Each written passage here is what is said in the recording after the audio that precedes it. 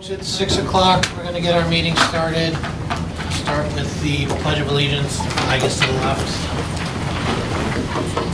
Pledge allegiance To the flag of the United States of America and to the republic for which it stands, one nation, under God, indivisible, with liberty and justice for all. Just so folks are aware, the meeting is being recorded by Norton Media. Please let us know if you're recording it as well. First item is vote to approve the minutes from the December 8th open session. Has everyone had a chance to read those? Yes. Any questions, comments, changes? No. Okay, entertain a motion to approve the minutes as presented. Danielle, what's the most mature?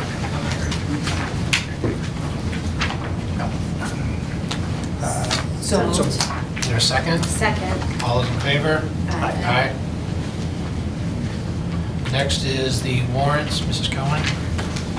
I've reviewed and approved the following warrants. School expense warrants, December 8th, 2022, $1,061,126.20. December 29th, 2022, $992,062.68. School payroll warrants, December 15th, 2022, $1,250,345.09. And December 29th, 2022, $1,109,386.79. I wish to enter them into public record. Thank you, Mrs. Cohen. Next is the student representative update, Antonio and Malia. So at the Yale, they are in full swing for their Boosterthon fundraiser. For 2 weeks, students will have daily videos, activities, incentives, and classroom videos from a Boosterthon activities coordinator. These are two of the best weeks of the school year, and it is culminates in the Glow Fun Run in the darkening gymnasium on Friday, February 3rd. Mr. Balawa and Mr. Gagan in the past years, when incentivizing have been breached, have been typed on the wall, pied in the face, and have kissed a multitude of different species of animals.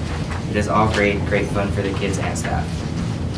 So from the high school has a few events planned coming in the near future. Some of which are that this week, I think today actually, 37 members of DECA head into the district competition in Hyannis. Planning has begun for a student versus faculty talent show, which is going to be coming later in January. Winter athletics are in full swing, and all the programs are performing extremely well. I think we also have like a Mr. NHS pageant coming up too for the seniors, which will be fun. Yeah, and then the JCS is excited to be starting an elective program for students K through 3 beginning next week. Electives will run for 4 weeks, the last period on Thursdays. We have 44 different courses being taught by teachers, paraprofessionals, parents, NHS students, and even Dr. Bayada, who will be teaching some basic Portuguese. Electives are also a great opportunity for staff to teach something new and unique as well. Courses include mysteries, wire sculptures, board game, tournaments, origami, drumming lessons, science projects, and cooking. Programs like electives can't happen without the partners from around the district, and we thank the more than 60 people who are bringing something unique and engaging to the JCS students.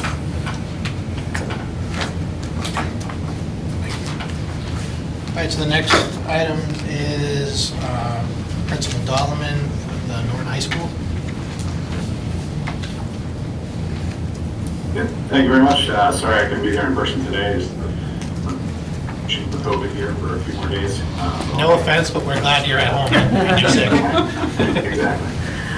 So I have 3 items just through tonight. I think in order of the first thing up is attendance practices. And I'll just share my screen briefly. There is a presentation that's also within the packet there as well. I'll share that here.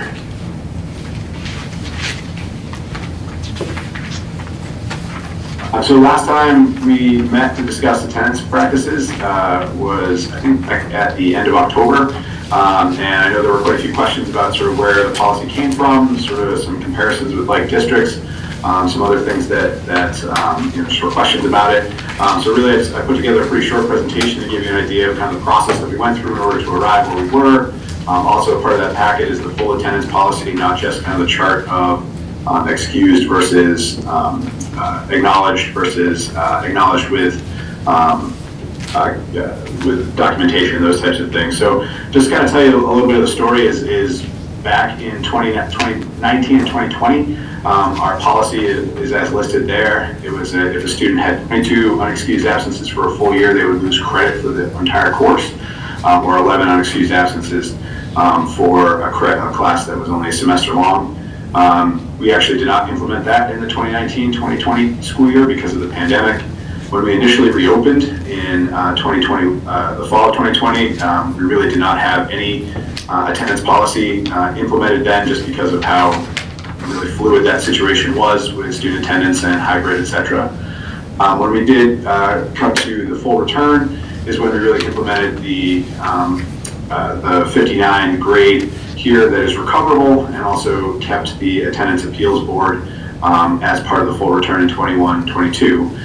And last year, definitely as we went through the year, we recognized that this was not something that was working very well for our students. We had a great deal of students who were missing a great deal of school, as we talked about before. And the system that was in place is that after 3 or more unexcused absences, students would receive a warning letter. Those warning letters, so to kind of look at this chart, term 1, there were 52 students who were past 3. By the end of the term, there were 9 students who had 5 or more unexcused absences. And then we allowed those students to appeal to the attendance review board, and only 3 students actually had the policy implemented at that time. So one way to look at this, obviously, is success of the warning letters, also working with families at that point in time to documentation and excuse certain absences. But as you can see, the number of students who missed a great deal of school was quite high with our old policy. So we began taking a look at this back in really around this time last year. And we did that in a few different ways. Sorry, I thought I had a slide here describing this. But one thing that we did is we took a look at what other school districts are doing. I belong to a job like other principals. Amy Benner, our assistant principal, belongs to one of other assistant principals. And so there were a few different survey data that went out to different principals as far as how they used or calculated grades and what they did with attendance. And as you can see from this, there were 19 schools that responded to the survey. 12 of them had academic penalties. 3 of those schools reduced grades, whereas 9 of the 12 that indicated they had academic penalties removed credit. And that was a little bit, some of them did by quarter, so that you would lose quarter credit. Some of it did whole credit as our old policy. Some of the other interventions that people used were things like buyback plans, Saturday schools, one-to-one conversations with families, and then obviously working through the court system with CRAs. So these were things that we were going to build into some of the interventions to employ into our policy, or how we were going to go about working with attendance practice for this year. As I said, our April, at that point in time, we did actually like a faculty meeting where we did some data and collaborative problem solving about absenteeism, looking at that chart that I had recently showed you. We also polled faculty afterwards on the way that we wanted to have attendance practices. I'll share that data with you in a second. And we also did a student feedback on attendance practices and LLBs, where we asked someone in all of the Lancer learning blocks to kind of get some input from students on it, and then obviously we presented it to the site council in June. So far this year, this is our data where we are in 2022, 2023. We did not really implement any attendance policy for quarter 1. It's because of where it was with us as far as whether we were going to be implementing it fully, or whether it was the 2021-2022 school year policy, or whether it was going to the new one. But what we would have had with students who would have received warning letters were 89, and then we would have ended up with 18 appeal eligible students here in term 1. Just to sort of give you an idea of where we were with our feedback, when we asked faculty about whether or not we should look into having an academic penalty for absences. This is where the faculty was. It was, I think we had, as you can see, 38 responses. Somewhere around 58% thought that we should, 42% not. So this is why we went away from sort of the automatic failure to implement sort of the pass-fail aspect of this. And again, one of the things that we talked about within that was this idea of emphasizing mastery grading practices, that students might be able to develop mastery at different places if they were to miss quite a few days of school. And that was something that we're definitely kind of taking into account with this ability to pass for the term, even if they have missed that many days. So that was sort of just the kind of gist of it, as far as some of the work that we put into kind of determining what our policy was going to be, or our practices at the school were going to be. And I know we've talked about this a lot, so I don't want to belabor it too much, but I wanted to give you a little bit of the scope and, for lack of a better term, kind of the story of how we ended up where we were with the practices. Any questions? Yeah, Ethan, can I ask you a question? Sure. When I'm looking at chronically absent, so chronically absent for term 1, you have 155, and then we sent out 89 attendance warning letters. So I'm assuming that was it 66 people who didn't get those warning letters, it was because the absences were not an unexcused, it was like a sickness, et cetera? Correct. Yep. Okay.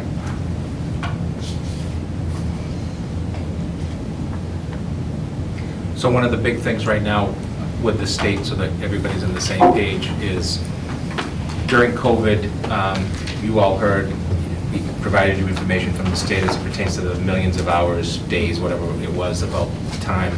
The biggest issue of conversation statewide that's happening is this issue of excused absence and unexcused absence, and having some really clear language at the local level about what is excused and what's not, because the concern is that there's a growing parental push that parents have the right to excuse kids from school. Under Massachusetts regulations, they do not. And so that's the reason why we're trying to be understanding with families and parents. For example, Dinesh and I talk about this all the time. Kids go on vacation. Families decide that, this is when I'm going on a vacation. They're not excused absences, but it's a parental, decision. Versus, the move to, I don't want to give you information even if my child's sick. So we're trying to cross T's and dot I's in some ways, and at the same time have some flexibility to not be just black and white on the issue. It's a lot of gray here, especially with the increase of flu, COVID, and all the stuff that we're dealing with today. We're just getting it. The COVID protocols are still 5 days. It's day 0 is still either test or symptoms. Then 5 days, then you can return on day 6, which is really day 7. That's 5 days of just somebody calling in and saying, we tested and, here's a, my child tested positive, my child has COVID. We're not asking for all kinds of notations on that. We're trying to be fluid with that if we can, unless we start to see things coming from the same situation, if that makes sense. And I think the other important thing for us to consider too is that the state is still trying to determine how attendance data will be counted in our accountability moving forward. In the past, it was always students that were above that 10% of missing days were counted against us as a district. But they understand how challenging illness is right now as well, and have not made a determination on that. So I think after the last meeting, the last discussion we had was more pertaining to the credit issue, right? I mean, I think we all agreed with the policy once it was clarified from meeting 1 to meeting 2, but it was just that, I think Dinesh, you and Nick were concerned a lot with the loss of credits, right? Yeah, I think by the end I kind of wrapped my head around what Ethan was trying to do. I don't know where Nick was on it.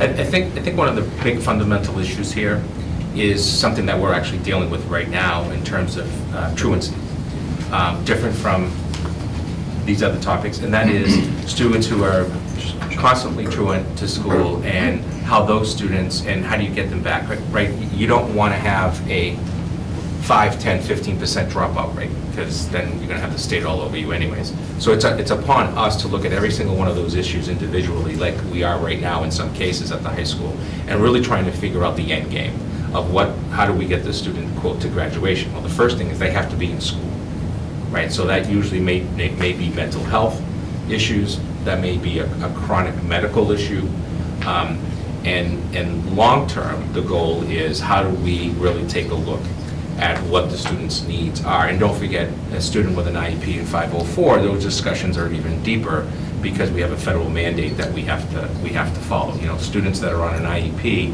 and or a 504 who are failing school, there's a lot of pressure on a school that those students shouldn't be failing. Well, if the student isn't here, how can we try to educate? So the big issue is pushing the tutoring, even online, which has a lot of ups and downs with certain populations of students and their ability to concentrate on an online class and making up that work. We currently have a number of students that, coming out of COVID, have fallen behind in credit.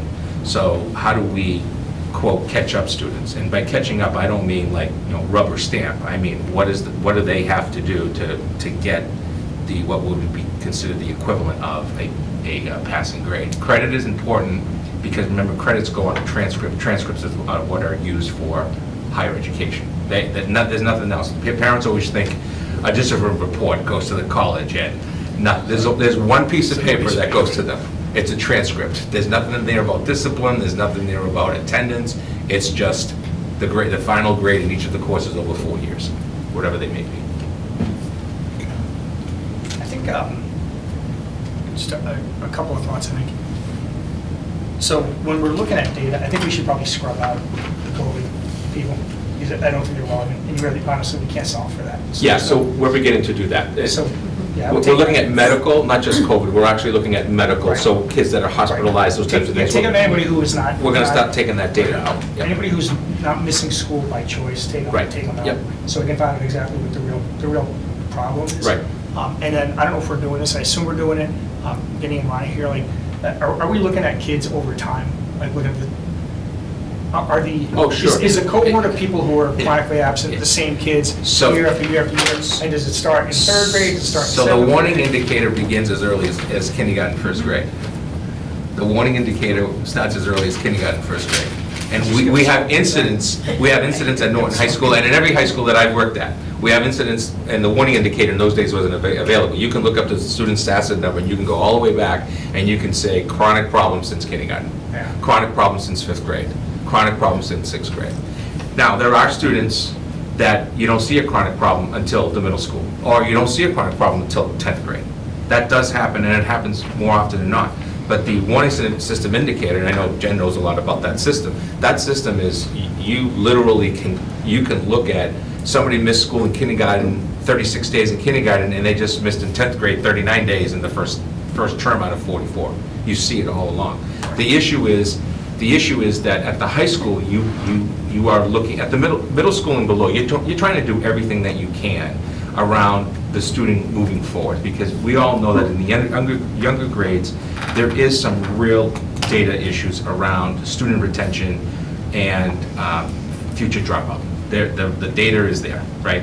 So the issue becomes, like in the middle grades when we start to see it at a higher number, it's usually around those hot topics of a medical issue, school phobia included in that, all kinds of medical terminology that I'm not in any way able to just blow up note. But yes, we can look at data on individual students going back years. So do we have attendance policies in the lower grades? Yeah, so our attendance, yes, is standard across the board. Yep. Yeah, the issue at the high school is all about that transcript. Let me rephrase that, because you answered it very quickly, but do we have an attendance policy like Ethan's presenting to us, where there are recriminations if you are not showing up? I know kids are required to go to school, that's not really what I'm... The difference once we get to high school is in terms of credit for graduation. So Right. at all of the buildings, we have attendance policies that talks about how parents report their child to school, what is considered truant, what happens after you've missed a number of days, and that's a consistent process across all 5 buildings. So I think I'm making the argument that we see this, or if we're seeing it in kindergarten, first grade, second grade, third grade, if you don't address it then, if we don't fix the problem then, you're not going to fix it at night. So at one point, at one point in the Commonwealth, how do I say this without getting in trouble? At one point, we had a lot of support outside of school, the wraparound services, including the courts, with young children. A lot of that has been taken away from us under state regulation over the last 10 years. When I was a principal in 2008-9, I can tell you right now that it was a phone call to, the SRO, the court, bang. You could, and I had a building that was 7 to 12. If I saw 7th graders, if the parents weren't being supportive, then parents are going in front of a judge. Much of that is gone now.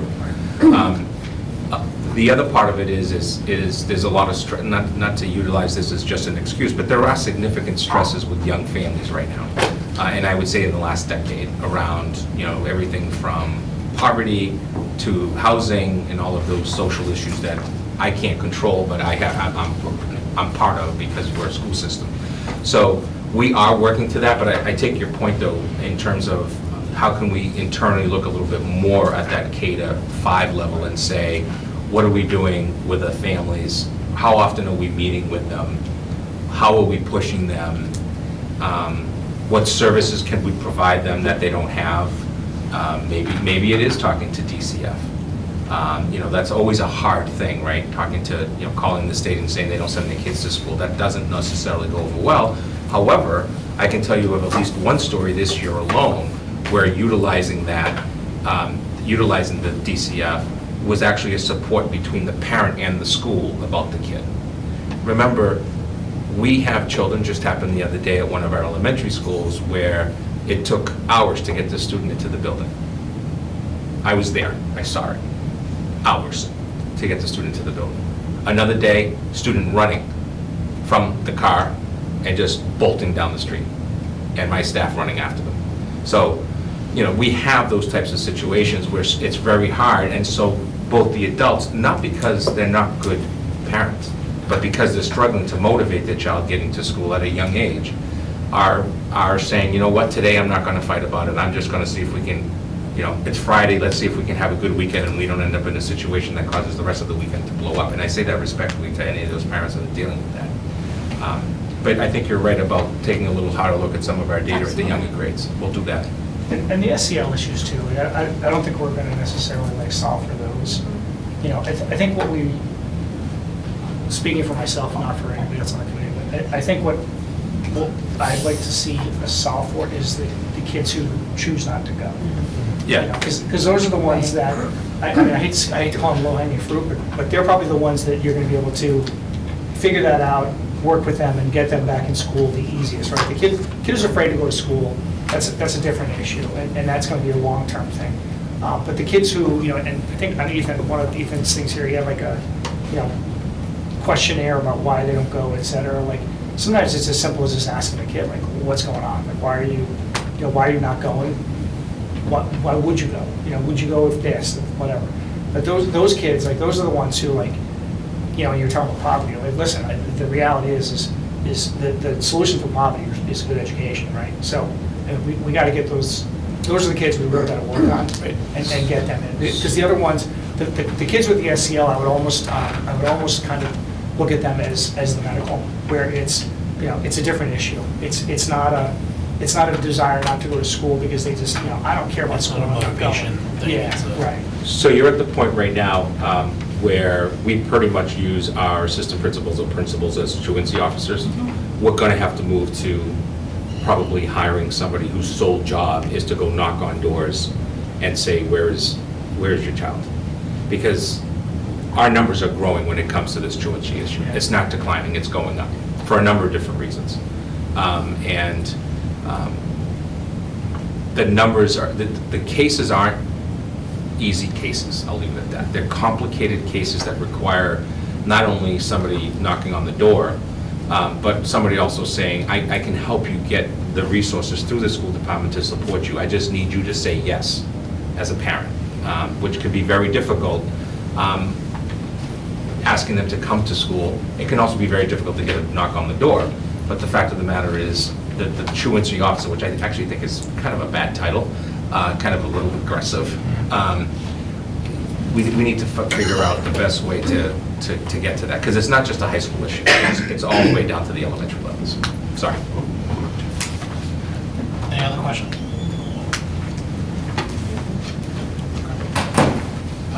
So the next is the mid-year final exam vote. Do we have dates on this? Yep, I'll share my screen here again. So just as last year, we had this discussion about adding the half days back to the school calendar in order to facilitate mid-year and final exams. And we had a pretty robust discussion at school committee about that, and hearing a lot of difference of opinion on sort of where we were with assessment. And bottom line, I think everyone agrees that we want to move towards better assessments that more accurately measure students' learning and what they're able to do. But I had some data here that I prepared that kind of reflects sort of how we've made some of those adjustments over the course of the year, and also where we are looking to still have our mid-year assessments this year. One big change that we made last year was we took any type of individual grade out of the grade formula. So no longer counting mid-year and final exams as percentages of the final grade, they were just built into the quarter grade. And the first couple of tables I have here just give you kind of the way that panned out for last year. So for instance, the traditional mid-year exam would be a final for a semester grade, that would be 20% of the final grade. For a full year course, it would be 10%.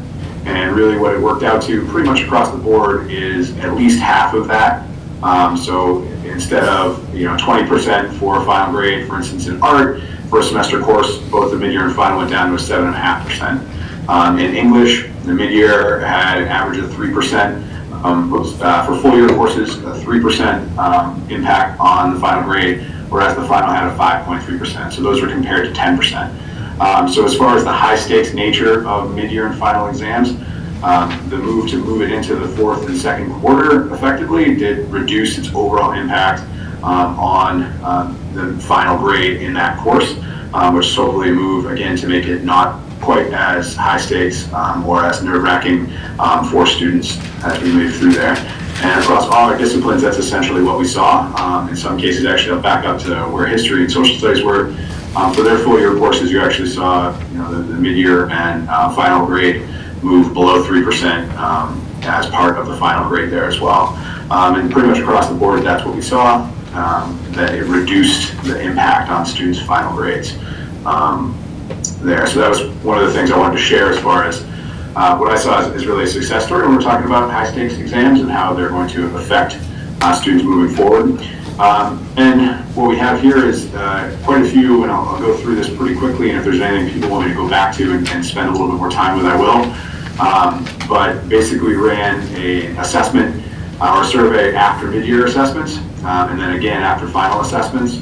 And we put it out to students, asked them to fill it out, so they were self-selected in. The sample size there, we had 234 students respond to the survey after the mid-years. Again, that was out of the full school since it included seniors.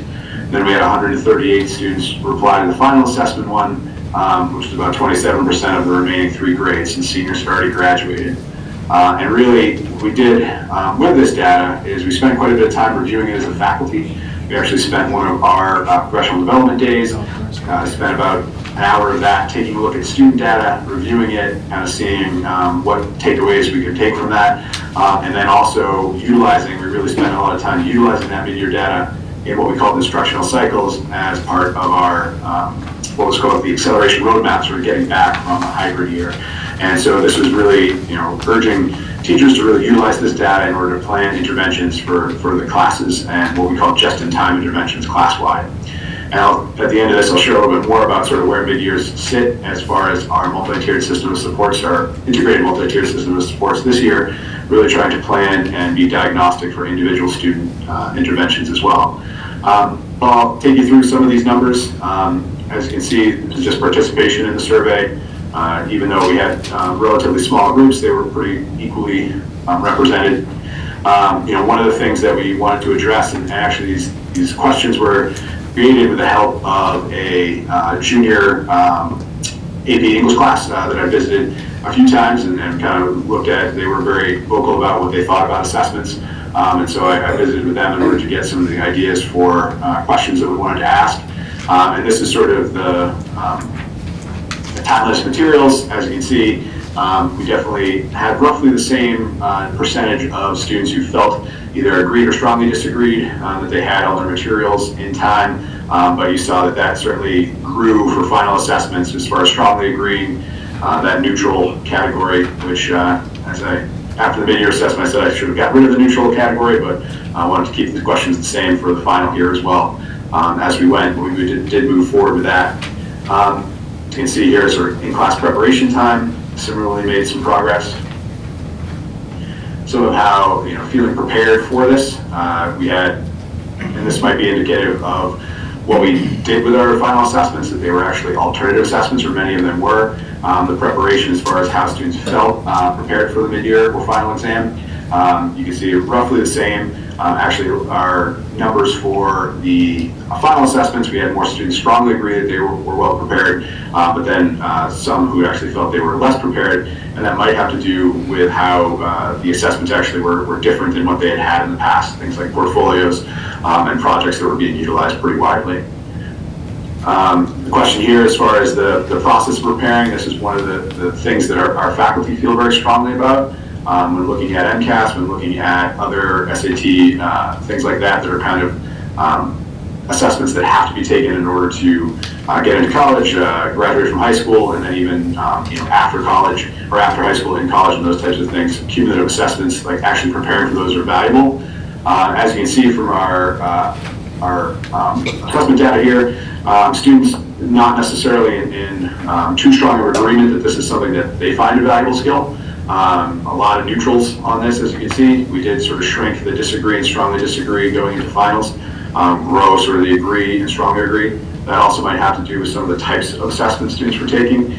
But again, some movement there, trying to develop those skills for students moving forward.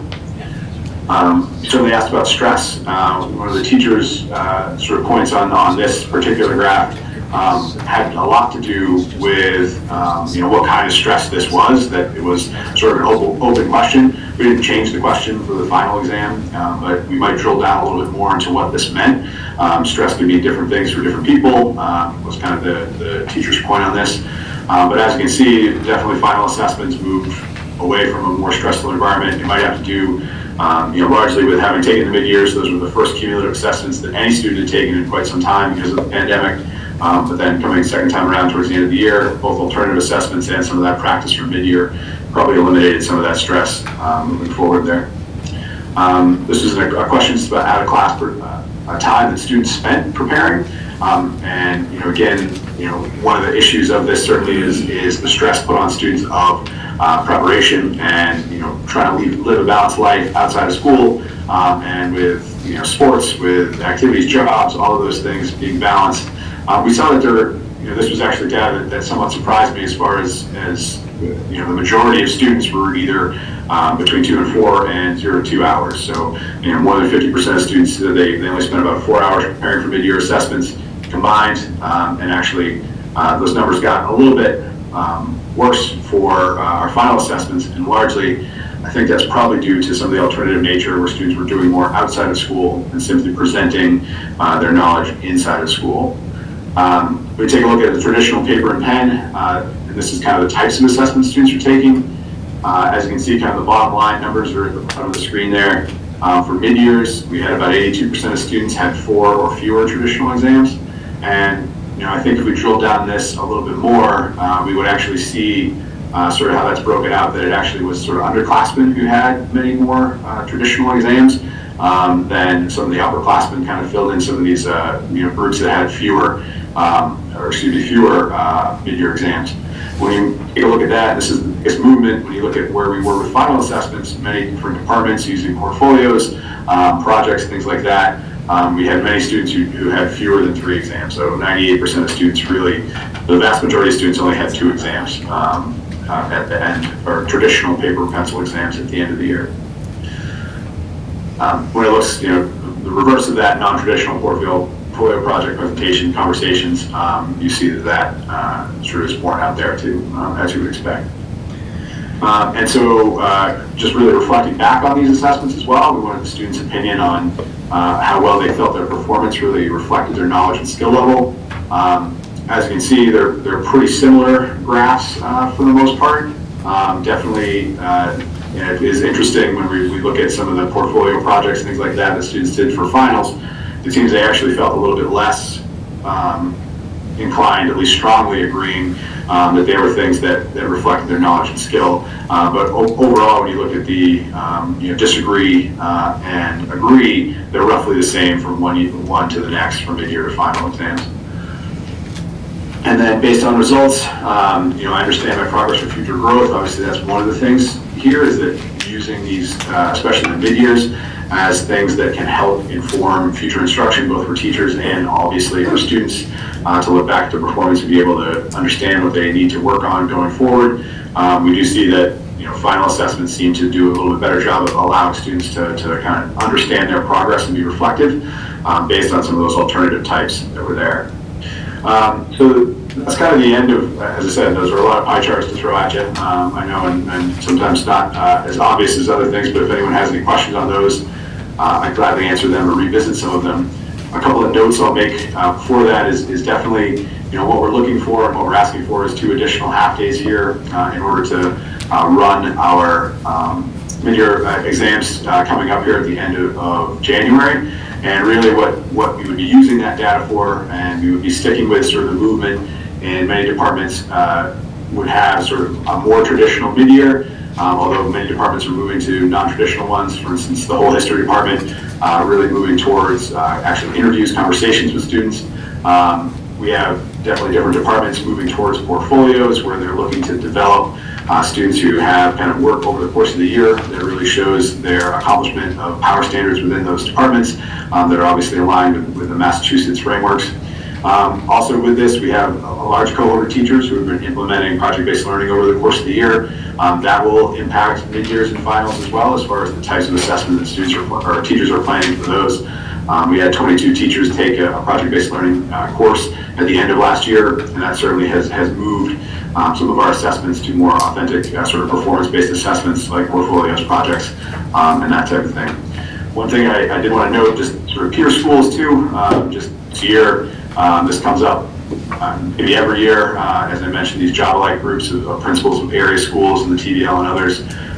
This survey was relatively less responded to. We had 14 schools that included mostly TVL, but some in the sort of central Mass region. We talked about mid-years. Of the 14 that responded, 12 of them still did have mid-year exams, and all of those 12 sort of utilized half days in order to implement those.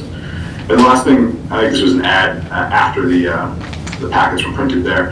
And a few other things, just some of the examples of things that have been happening. Actually, as many of you were there for one of our art projects, but many of the things that are happening in classes that are non-traditional in nature, really trying to make things performance. Our top right there on the screen is actually sort of our entire world language department for 9th graders did a big one about making impact in the community and using language to reach out to people within the community in order to plan for some change.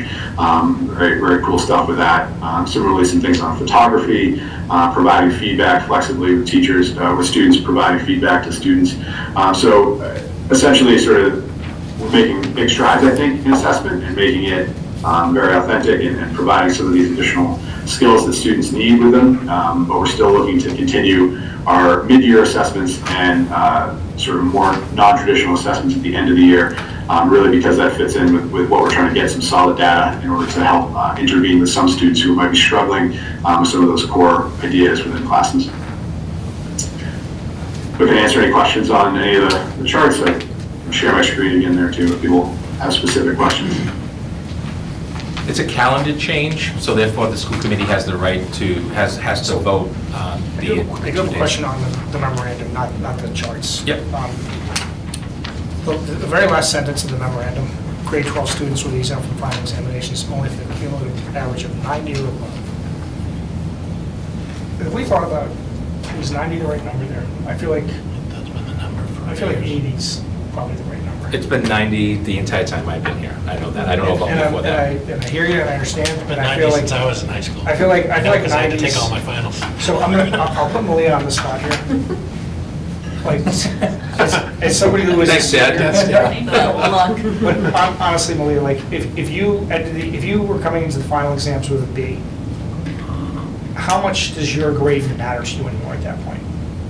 Like what do you mean? Like what did? I mean, with respect to, you're going to college or, whatever, your grades are already kind of established. As long as you don't fail, they're basically, they're not gonna care. Like, so, I don't know why we're kind of forcing them to take an exam. If they have a B, let them have a B and move on with it.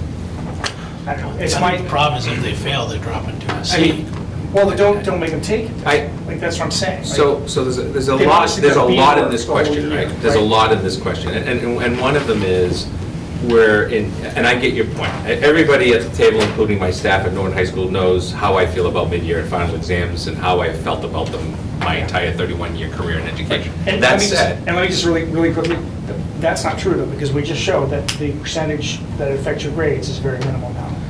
it's less, right? If you get Now, that feel, it doesn't. Which Yeah, which is a step in the right direction. So it really isn't moving the needle a ton. But So- to that point, my argument would be that a 90 reflects a student that is meeting a high-quality standard of that class. Yep.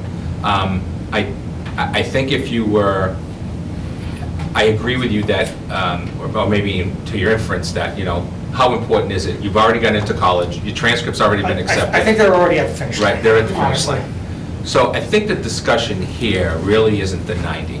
I think the discussion is broader than that. I think the discussion is, what do we really want our seniors to be able to do as they're walking out the door, if you will, to graduation, coming through? And as you know, there are school systems, both private and public, that coming out of April vacation go into a whole different schedule for seniors in terms of community activism, in terms of working with senior citizens, in terms of working at the local hospital, in terms of getting a job because they're supporting their family.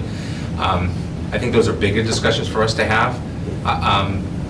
You know, moving it to 88 or 85, I don't know how much that really. Do we really think somebody with a B at the end of the year doesn't have aggressive material? No, I don't, but I do think that the concern may be that certain populations of students who are not striving for a 90 are going to strive even less, not necessarily more to get to an 85 or an 88. Yeah. I mean, I kind of get it, right? Like, I'm not so sure it's all that important for them to get it. So the students, you know what, the students, and I say this because we do a lot of talking about all different populations of students, so just hear me out for a second. I worry a lot about my AP students who just took these massive tests that could count for a lot. And now we're going into yet another test in June, or in mid-May, I should say, for them, right, as seniors. I think keeping this right now is the way to go, but we would be happy to continue to look at options. You know, and one of them may be, you know, if you have an 89, you all of a sudden have to take it because you don't have the 90. Should we have some type of a process that allows for, you know? Well, I mean, I have kind of two thoughts on this, and my previous statement being, we just changed the weight away from, you know, a major part of their assessment. So I think that, to your point, maybe does need to be revisited, you know, and I think the other point is, you know, when we look at we're not assessing them for that cumulative year anymore, so they may only need a little bit of time. But I think, you know, it can't be like a free pass scenario where, you know, I don't think it's because, a I mean, free what's the pass. difference between a student that struggles to get a 70 and a student that has, you know, an easy time and gets a 90? It's 20, it's I mean, 20. I think the student 20 has, points. you know, an 83 or whatever has done work throughout the year. I think we should have some discussions with the staff at the high school about this topic. I think that's the best way to go, because then that gives you maybe different views and perspectives of what the staff is dealing with when it comes to the seniors. Because it's all, as a former high school principal, I know it's all over the place. Yeah. I know the kids that I am pushing to get to graduation, until that afternoon of graduation. And I've got students who, their grade goes from an 89 average to an 85 average because they just blew the test because they're done. They're moving on. Well, and I think the other thing to consider is the type of assessment. I mean, if they just have to pass in a portfolio that they've worked on for a half a year, then I don't think it matters if you have a 70 or a 90 at that point. Yeah, and I think that things like students graduating from Norton High School with public speaking skills and presentation skills is better than taking a test. Right? Because look at any of us here as elected officials or educators, you know, sitting in front of a camera and talking, for some of us, you know, I remember early on, every 2 words back in the day when I sat in your seat, Today, I have less ums, I just talk too much. So the fact is, I think that those types of financial math, financial history, today I walked into a class at the high school, they were doing mortgages with one of our students, and I said to the teacher and the students, don't forget, if you're going to college next year, Discover Card's going to be all over you. Remember, what that means, how much of a credit card you're going to be bringing up when you walk in that. So I think those types of things, and I worked at a school system that did not have final exams for seniors. We went to real life, we actually held it at Stonehill College. We went to that last week of school, we had a community day, and then we had real life, and we made the kids have to sit down and really answer questions, but it was financial literacy. Like, do you know how to spend your money? Make your money, spend your money. So I was just going to ask you this, because I understand what you're saying about this final grade, but and I know we talked about this before, and I think COVID kind of derailed the conversation. I would much rather see our seniors have life skills, learning Right. some life skills. I think I had sent you a video once about somebody teaching kids how to change a tire, just real life skills that I think that are you laughing at me, or are you guys? No, I'm not. Oh. She's just having a Malia? Yeah, I blew your tire there. Oh, Teachers are like our. see, she could have used that life skill. But But I there's think a laundry I could use list that of, life Like skill. budgeting your money, kids don't, they may not even understand. Yeah, debits and credits. Yeah, exactly. and we have a ton of community people with no agenda except to support kids realizing what is banking. I know that a lot of the stuff that kids do today and we do now is pay our bills online. But Right. what does that mean? Right. You still gotta know what your checkbook Right, quote you have looks to like. have It's money just- in there Yeah. to spend it. But there's also a laundry list. We just met recently with a local bank about introducing banking to 4th and 5th graders. And because we think that's the time to start thinking that way, right? Because, they start to get gift money, a lot of gift money. I want to keep my money. How do you spend it? So on and so forth. But I think this is a big conversation. There are really good examples out there. Of course, the committee can always vote to make a change as they so choose. It's your right to do so. But I would hold off for a while on that until we can really gather some information. One thing I mentioned, Joe, too, just one of the things that we're doing at the high school is applying for something known as an innovation pathway, and part of that has to do, we have to enroll in a state program called MyCap, and that involves us taking an inventory of exactly those things that you're discussing that we provide to all students. So how are we providing college and career readiness, really even going down to middle school, but at the high school, what are the activities that we do that are not just about college, but about planning for your financial future, looking at costs. We do something called the Credit for Life, which is literally looking at what career you would have and how much it would cost in order to do your mortgage, your rent, your student loan debt, all of those types of things that we do as a program for juniors. We have a few other programs that are in place already through our Attleboro School to Career Partnership too, that we do for students. And really the MyCap is something that kind of unifies those things and starts really in 9th grade year looking at, and like you said, life skills and those types of things moving forward. So definitely in agreement that those are extremely important. And if we wanted to move to something for seniors too, that was more of a transitional program that had, I think I've heard school districts call it kind of adulting 101 type of courses rather than a mid-year or a final exam, that would definitely be something we can, talk with our staff about and see what we can do moving forward. I think I Denise think wants we to do the definitely- financial yeah. class. So we answered a lot of questions there, none of them mine, but Well, it opens the discussion. but- I don't, Well, listen, you're the committee. If you want to change the grade from 90 and you want to say it's 85 or 88 for seniors, that's up to you. You can do that. well, I'd much prefer to have buy-in from staff and administration before I. Well, I think we can send that back to we can send that grade for this year back to the staff, and I'm sure Ethan can come back to you at the next school committee meeting at the end of the month with some type of a recommendation. To your point, Inez, I think at this point for our seniors, the seniors who are really academically focused have really done the work, right? Yeah. And the other seniors Haven't.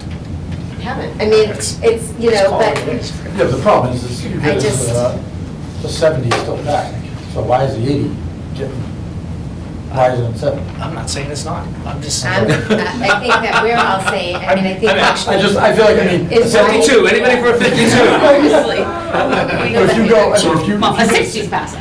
Correct, that's I what can I'm also saying. take a look You know.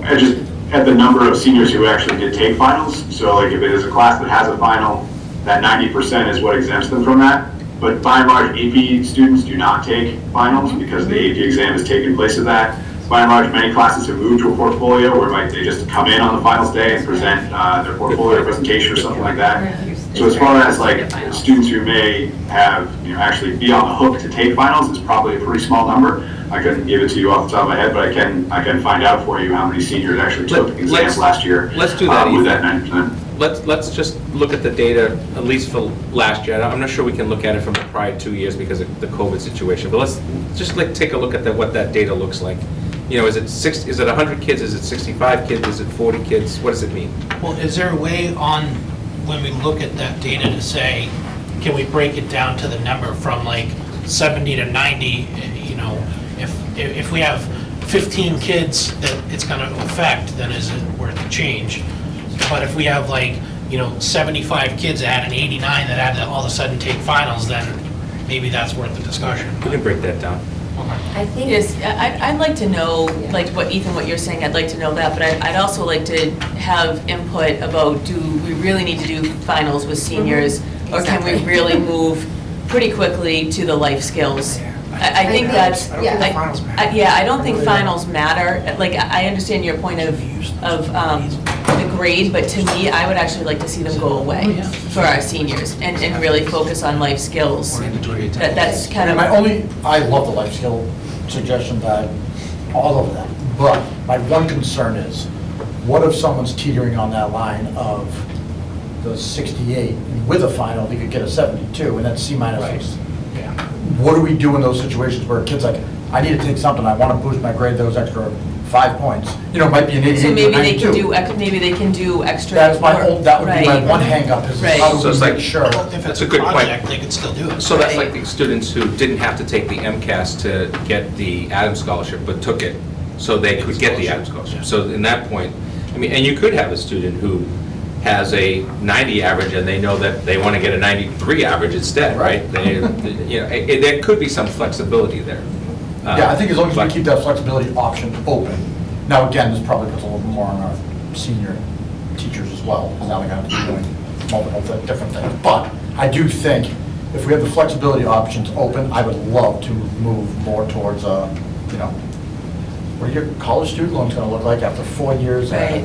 Yeah. X, Y, and Z school? And we have great people that can come in Yeah. and provide students that information in like these 1-hour sessions, and then you get a Especially- break, then move to another session, and then move, And obviously with seniors, I think that's, I don't know, I'm putting myself back in seniors, which was a long time ago, but that's like such a cool thing to be doing with your class, of like learning, hey, we're gonna go outside today and change the tire because it's a nice day at the end of May. We're gonna learn X, Y, and Z. Like, it's like you're building skills that have nothing really to do with even changing the tire. Right. It's you're talking about it, figuring it out, oh, how do you do that? We did a community service day in my last district when I was still a teacher, and I happened to be the 12th grade advisor that year as well. And I can tell you right now, we took all the senior teachers, we had the busing, everybody went, like, Council on Aging, it was the DPW. Now, we had a bunch of people that had to do all this pre-work, get all the pre-paint and all the rakes and all that stuff. But that was just organization that we got from volunteers and stuff, to be quite honest. And then the kids went out like from 8:30 in the morning until 12, and then back, that's all they did. And they came back for a huge cookout and gathering together, and then they, but the community response to those seniors and getting things done was, I remember we painted the fence of a very elderly couple in their 80s. By the way, this is in the 1990s. I remember we painted literally the fence of an elderly family that was on a fixed income, and the fence needed paint. And so they asked for it to be done, and the kids were great about it. Yeah. And it's a great way to give back to your community, which is long-term a key part of the civics education that we want to give them before they leave. I'd love to see sooner rather than later, though, something, put in place. Well, that's- Ethan and I will get Yeah. together and we'll talk about it, and Yeah. Vinnie Cersei Okay. and the administration, and see if we can do Okay. something. Can I- If we can, you'll probably be the most beloved school committee in the history of the Commonwealth. Sorry, can I also comment on it? Because I think that the community building thing would also be really cool just for the students themselves, like especially like as a graduating class, it'd be Right, cool, I think, to right. kind of have like one last like bonding moment, like with your class. I think that'd be a really cool way to go out, is by doing something like that together and kind of building that sense of community, rather than, finishing off with like the tests, like we can kind of go off being like, hey, we just did something really cool, we did it Right. together, and it's kind of like the last senior thing. I think that'd be Great idea. Yeah. And like, I do feel like it's, the last piece of high school is a positive one, built around community. You're probably gonna get more alumni showing up at football games. You're probably gonna get more people showing up at 25-year reunions, because they're gonna be a little bit more engaged. Right. You know, because that last positive experience was a great one, rather than, A test. yeah, I remember sitting there for 3 hours taking a test, Dad. Right, right. Yeah, like that's just kind of what I'm saying, is I think that'd be like a cool thing to like, to leave off on. Just Correct. instead of like kind of like going off, and it kind of like emphasizes that it's a transition into real life. It's like a transition into building a community and building, you know, those relationships and those connections that you're gonna use in college and in real life and in adulthood. And I think that'd be kind of a cool way to like segue to that, like, part of like. We'll talk to the staff and administration and see if we can get some thoughts and ideas. Okay. Thank you. We got the amendment. You need to add 2 days. The third date is already on the calendar as a district-wide release, so you don't have to make that. So this is on the recommendation of the principal, the 25th and 26th of January as mid-year half-days at Norton High School. So moved. Second. All those in favor? Aye. Okay.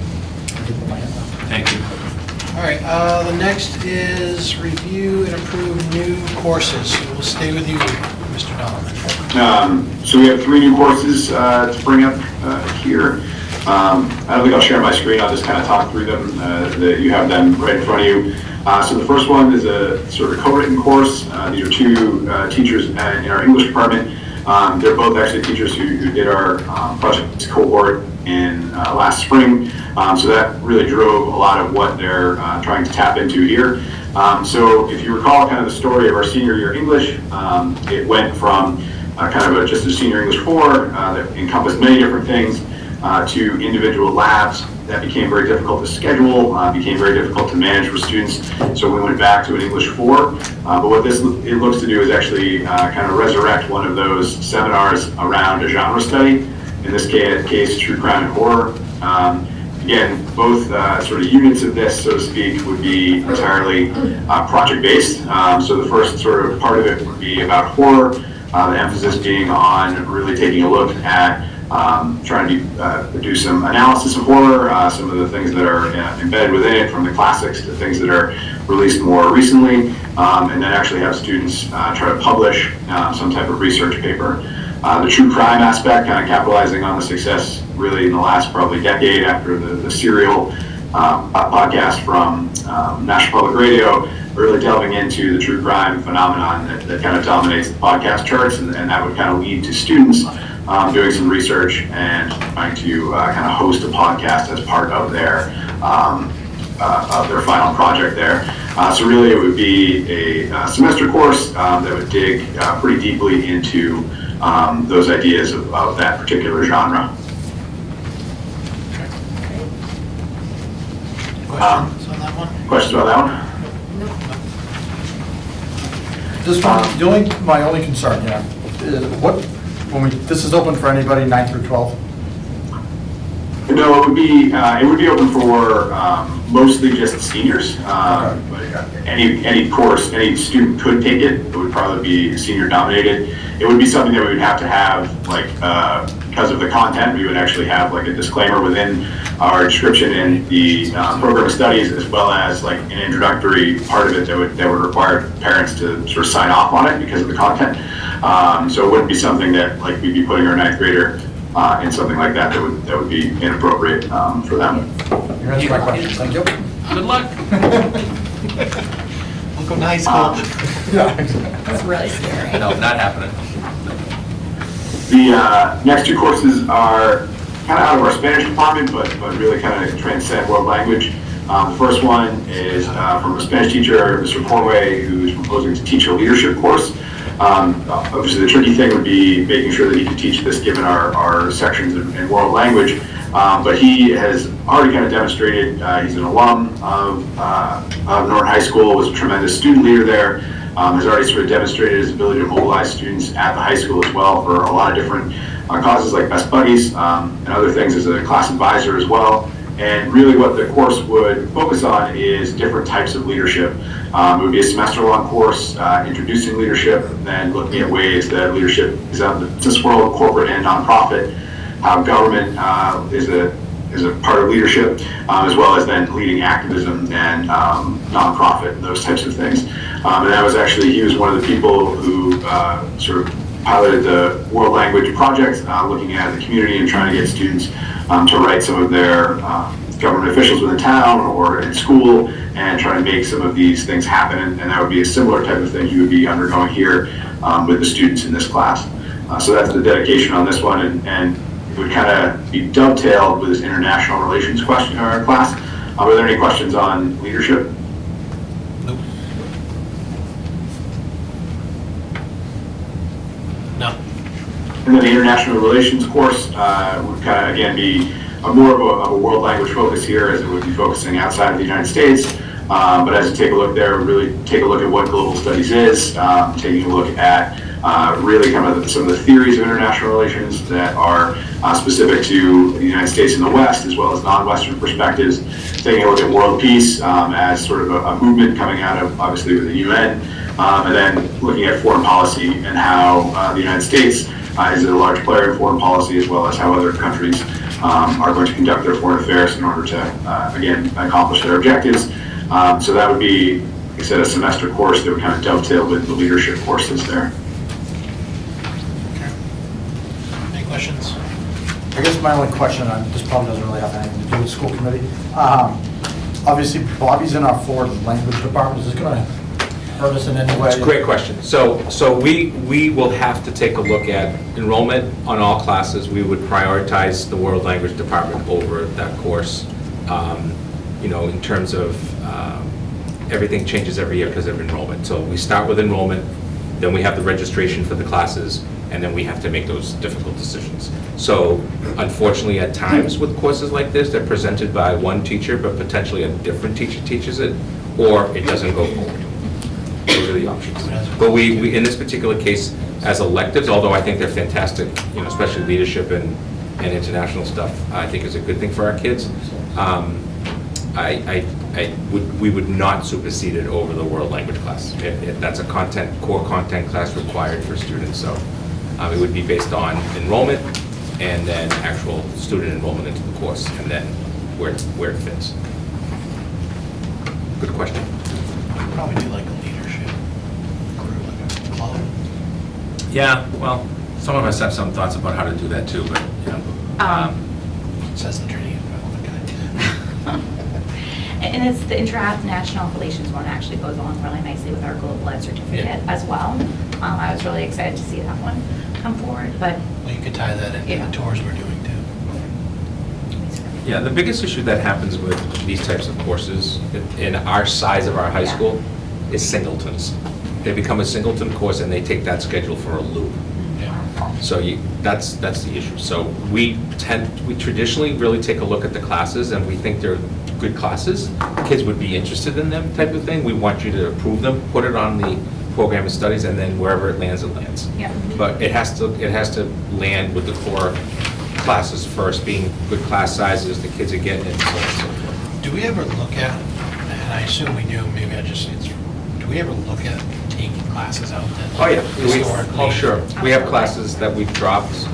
Sometimes we don't, we leave them in the program of studies, not to come back to the school committee and have to say we're dropping it, but the fact is there are classes that we don't run at times. And I was gonna say, there are situations where we run a certain course every other year, Right. in order to give a little bit of flexibility in the schedule, but also still allow students to participate if they so choose. We did that with zoology for a while, we also did it with environmental science. So those are just a few examples. Any other questions on that? This is just another, probably doesn't have anything to do with this, but like, what is the process of actually getting a new course? Does any teacher can just come? Yeah, we send it out to the staff, and actually in the past, we've also, a couple, pre-COVID, probably 2015, 16, we actually asked the student body about another world language, because we're stuck at 2, we would really like to add a 3rd, and it was an overwhelming support for ASL. American Sign Language. And having reads in the building, you know, finding a teacher would be difficult, but that would only support the culture, you know, so on and so forth. So that is something that I think we should have further discussions on down the That was line. one of my early years was ASL. Yeah, And then the proposals go to the building principal, and the building principal in turn brings them to the school site council. So the school Yeah, site council so reviews. we actually, all of the teachers are sort of set up kind of what it is. They have to tie this to either part of the sort of strategic goals, or they have to, and tie it closely to the portrait of a graduate. They present them at our academic coordinators meeting where they receive some feedback. We then take them, when they've kind of been approved or passed on to their site council, and then to school committee here. So they've had a couple of different iterations of receiving some feedback and making some alterations as they move along. Do we ever get any that don't make it that far? Oh, yeah, yeah. There are times, yeah. Anything Need a else? vote. All right, so entertain a motion to approve the 3 new courses as presented. So moved. Is there a second? Second. All those in favor? Aye. Okay. Thank you, Ethan. No problem. Thanks, Ian, feel better. Hope you feel better. Thank you, Amy. Thank you. Amy's here too. One more Thanks, thing. Amy. Yeah, here. Thanks. All right, so the next is the 2023 Adams Scholarships. Dr. Bannon. Thank you. I'd like to congratulate the 48 students in the class of 2023 who have received the Adams Scholarship. This, as you know, is based on being in the top 25% of your class, as well as having those cutoff scores, high scores in MCAS. We used to call them exemplary proficient, now we call them... Meeting and exceeding. Meeting and exceeding, okay. Gotta get used to the new language. I kind of like the proficient exemplary. Yeah, sorry. So, congratulations to the 48 students. You have them in front of you, and they've each have been notified, received, so on and so forth. Just for the record, since she is here tonight, Malia Savas is on this list, so congratulations, Malia. Mom is proud of you. And so is Dad. Can you change the tire? So, congratulations to them. Really good, great kids, did a great job, and congratulations to all of them. So there's no, and I know I've probably asked, there's no tracking of this, right, to see like which kids are actually taking advantage of the offering? Well, it would be based on college placement, and it's good for 6 years. So let's say they go to Rutgers, and they're not using it there, although I will tell you that there are a number, over 100 colleges now that are accepting the Adams, private schools that are accepting the Adams, as a way to kind of say, hey, you need to come to me because we're going to take that Take your X number of money. dollars. Yeah. And it's good for 6 years. So if you decide not to go to Massasoit or to UMass for the next 3 years, and then you go, it still counts. It's good for 6 years. Congratulations. And it's good for 4 years of going, but it's good up to the 6 years out. So if they take a couple years off. Right, it doesn't hurt them. All right, next is the checklist for suspension hearings. Dr. O'Neill. Okay, so effective November 8th, there was a regulatory change in terms of student discipline at the state level, which includes a more restrictive approach to student disciplines, including how we handle suspensions. And I have provided you with a language update, and where it really starts to change a little bit is where it talks about principals, headmasters, and superintendents shall not suspend or expel a student until alternative remedies have been employed and their use and results documented. As you can see, there is a significant amount of language that follows that talks about how this process is supposed to work and how we are supposed to be documenting things. So this change actually impacts districts and schools in 3 primary ways. The first is that the amended statute removes the language around the principal or superintendent exercising their discretion. So it takes a lot of that onus off of the building leader, and talks about using alternative remedies such as mediation, conflict resolution, restorative justice, and collaborative problem solving before any suspension or expulsion can occur. And then the second, it talks about a considerable amount of documentation. The word documentation was not actually included anywhere in the original statute, and now it's there quite significantly. We are required to document 3 items before we would go to suspension or expulsion. Number 1, the use and results of the alternate remedies that we've employed, specific reasons why the remedies were unsuitable or counterproductive, or why the student's continued presence in school poses a specific documented concern. And thirdly, the principal or headmaster superintendent is required to take proactive steps to look at district and school-wide models to re-engage students in the learning process. So when we received this information about these regulatory changes, we had a lot of conversations as a district-wide administrative team about the work that we're already doing. And we always try to use a progressive discipline model with our students. When we have a first incident for someone, they get, versus a 5th or 6th time incident, the punishment is obviously different. We work really hard to engage students in the learning process before they are removed from school. And we do have both school and district-wide PBIS structures in place. So we are working to re-engage students as much as we can. Before you tonight, you have a checklist that was created for us by our legal counsel and helps to take the school leadership through the process of making determinations about if a student should be removed or how that would work. We want to make sure that we're following a process as closely as we can as a district, because if there is a question about what the punishment or the process that we used, we want to make sure that we can say we follow the process, we documented things appropriately, because that's where it will come back to us on the state end. And then also what we've done is we have replaced all of the previous regulatory language in our student handbooks with the new updated language. And we also removed all of those instances where it talks about automatic suspension because of a behavior. And we did have things like that in some of our handbooks where it would say, this infraction will lead to a 3-day suspension or a 5-day suspension. So all of those things came out, and we use language with may include or up to. At this time, the principals, specifically the secondary principals, Vinny and Ronnie are still here, Amy and Ethan. We've spent a lot of time having conversations about what other alternate remedies we could provide to students besides an exclusion from a classroom. And I know Vinny is happy to answer some of the questions if you have any about some of the ideas that we've come up with so far. But we wanted to make sure that you were all aware of these changes. And number one, the changes that it places on the team in terms of not being able to remove students right away, but also just the amount of documentation that is now required with a lot of these things. It's taking an extremely arduous process and making it even more so. Thank you, Doctor. I'm going to go on a little bit of a rant. I think the fact that this came from the legislature is concerning, and I think to me, they're overstepping, because I know how they did this. They tacked it onto another bill, they never get passed. It was a mental health bill, The yes. fact that it didn't come from our governing body is concerning.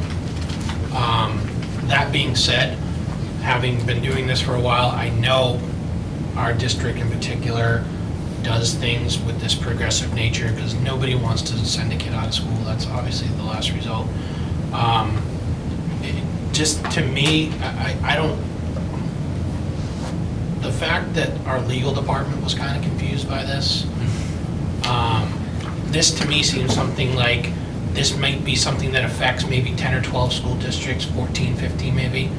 They should be addressing their issues versus the 351 cities in the Commonwealth. This seems like punishment for all versus results for the few. So this is just to me a legislative overstep, in my opinion only, no reflection of Norton schools or anything like that. And the fact that they took a process and had to make it a little more convoluted and a little bit more forms to fill out, we're just asking too much of our administrators already. Now we have to add on steps X, Y, Z, R, and so forth. So anyway, my Good rant is rant. over. So, the legislative process has always been that when a new law gets implemented, the first thing that happens is that it goes to the oversight area. So in this case, a law gets passed, it goes to DESE, because DESE oversees K to 12. That has never happened. That did not happen. The law was passed with an 11/8/22 date. It's never gone to DESI. Immediately right by election time. Right, well, maybe. So added to that, the good thing is, as much as we dislike it, this is grounded on what we think is the best way to do it, because guess what's going to happen in the next few months? DESI's going to get involved, and this is going to probably become more convoluted than it currently is, with all due respect to the commissioner. In other words, at least this was done from our staff, our administrators with our legal counsel saying, could you just give us something that's as simple about this process?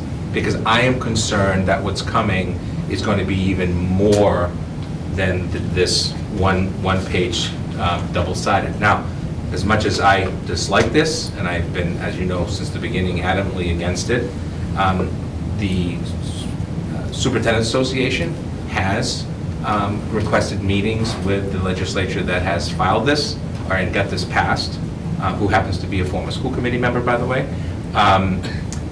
which is baffling to me. I think this is an Office of Civil Rights issue, and let me tell you why I think it is. If we have 15, 18, 20 districts in the Commonwealth that are violating and over-suspending students of whatever background, minority, LGBTQ, whatever, it is, yeah. okay, then OCR should be involved with those districts.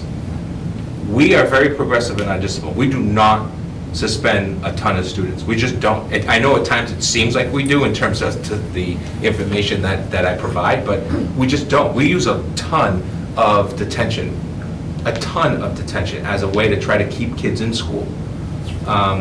So we're now implementing something that, currently working on a few cases where it's just, trying to come up with different areas. Added to that, thanks to Sherry, we're working with a third party that was with parental support. We would give an alternative for this family and this student to work with this third party instead of being suspended, right? Just another alternative, trying to get the student to make better decisions, especially we're hoping it works at the middle grades in order to go to the comment about truancies, start getting to know to make the changes. I think I'd like to, Vinny, I don't want to put you on the spot, but I know that you've done some creative stuff in terms of trying to do different things, you and Ronnie and the dean coming in. Do you mind just sharing a couple of those ideas? Yeah, well, I mean, the spirit of not wanting to suspend kids is something that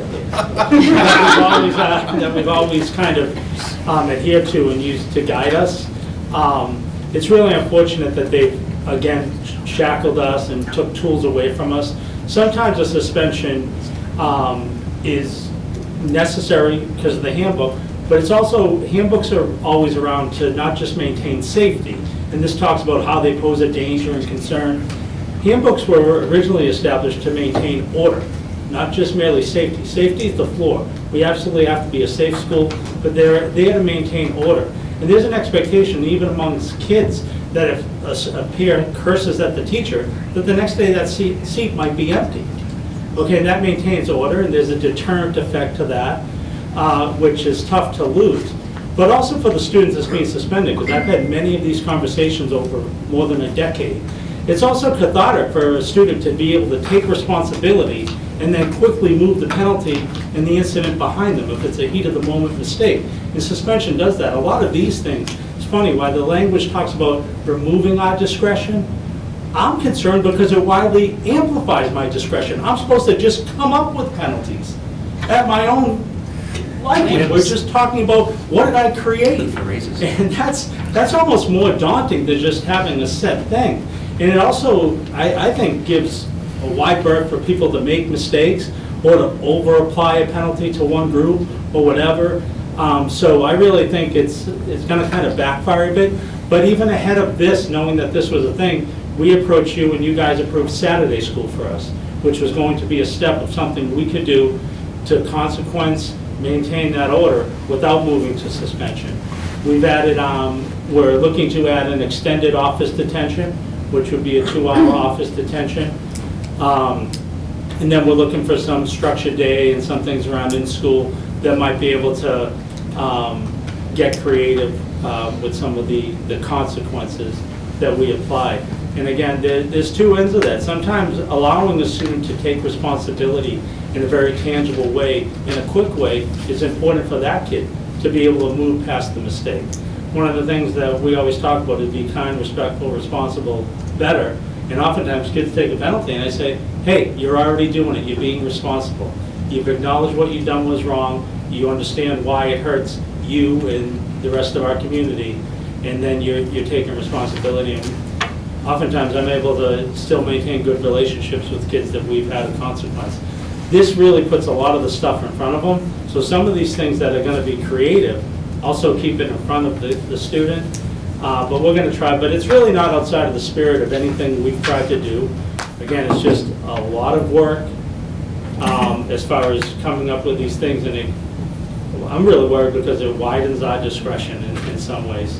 And it's ironic how those two things, they've taken away discretion by giving people More opportunity watch the to figure windows, it out. rake the Yeah. leaves. I mean, There's a lot of room for interpretation, unfortunately. There's a lot of room for interpretation. Yes. And because we haven't received any guidance at all from the Department of Education, they do say it's coming, right? They say it's coming, In this but case, it would until be, that but- point, Because it's their job to regulate us, not the legislature.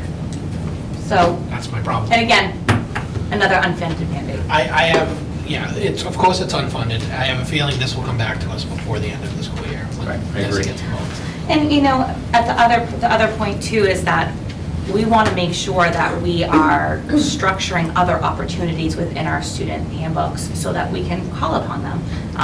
Mr. Hayward just talked about a structured school day or the office detention after school.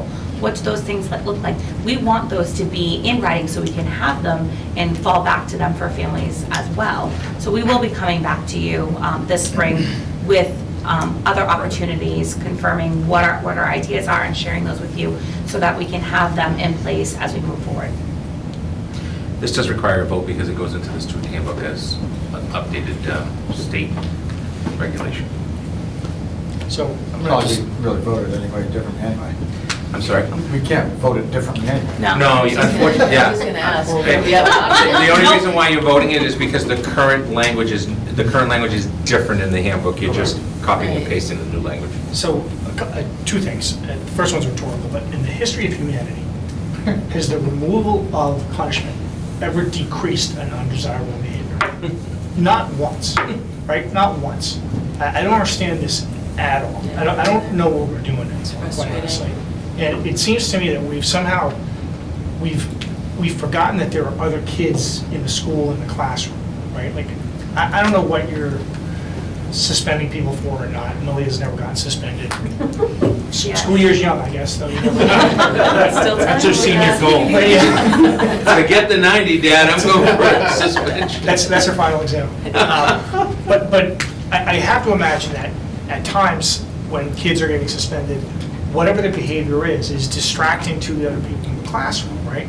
And so we've completely forgotten about the other, 25 kids in the classroom who have a legal right to an education. A legal right to an education. And somehow we're saying, you know what, this one person who's doing something that's distracting or whatever, we're going to make sure that they don't have, hurt feelings or whatever.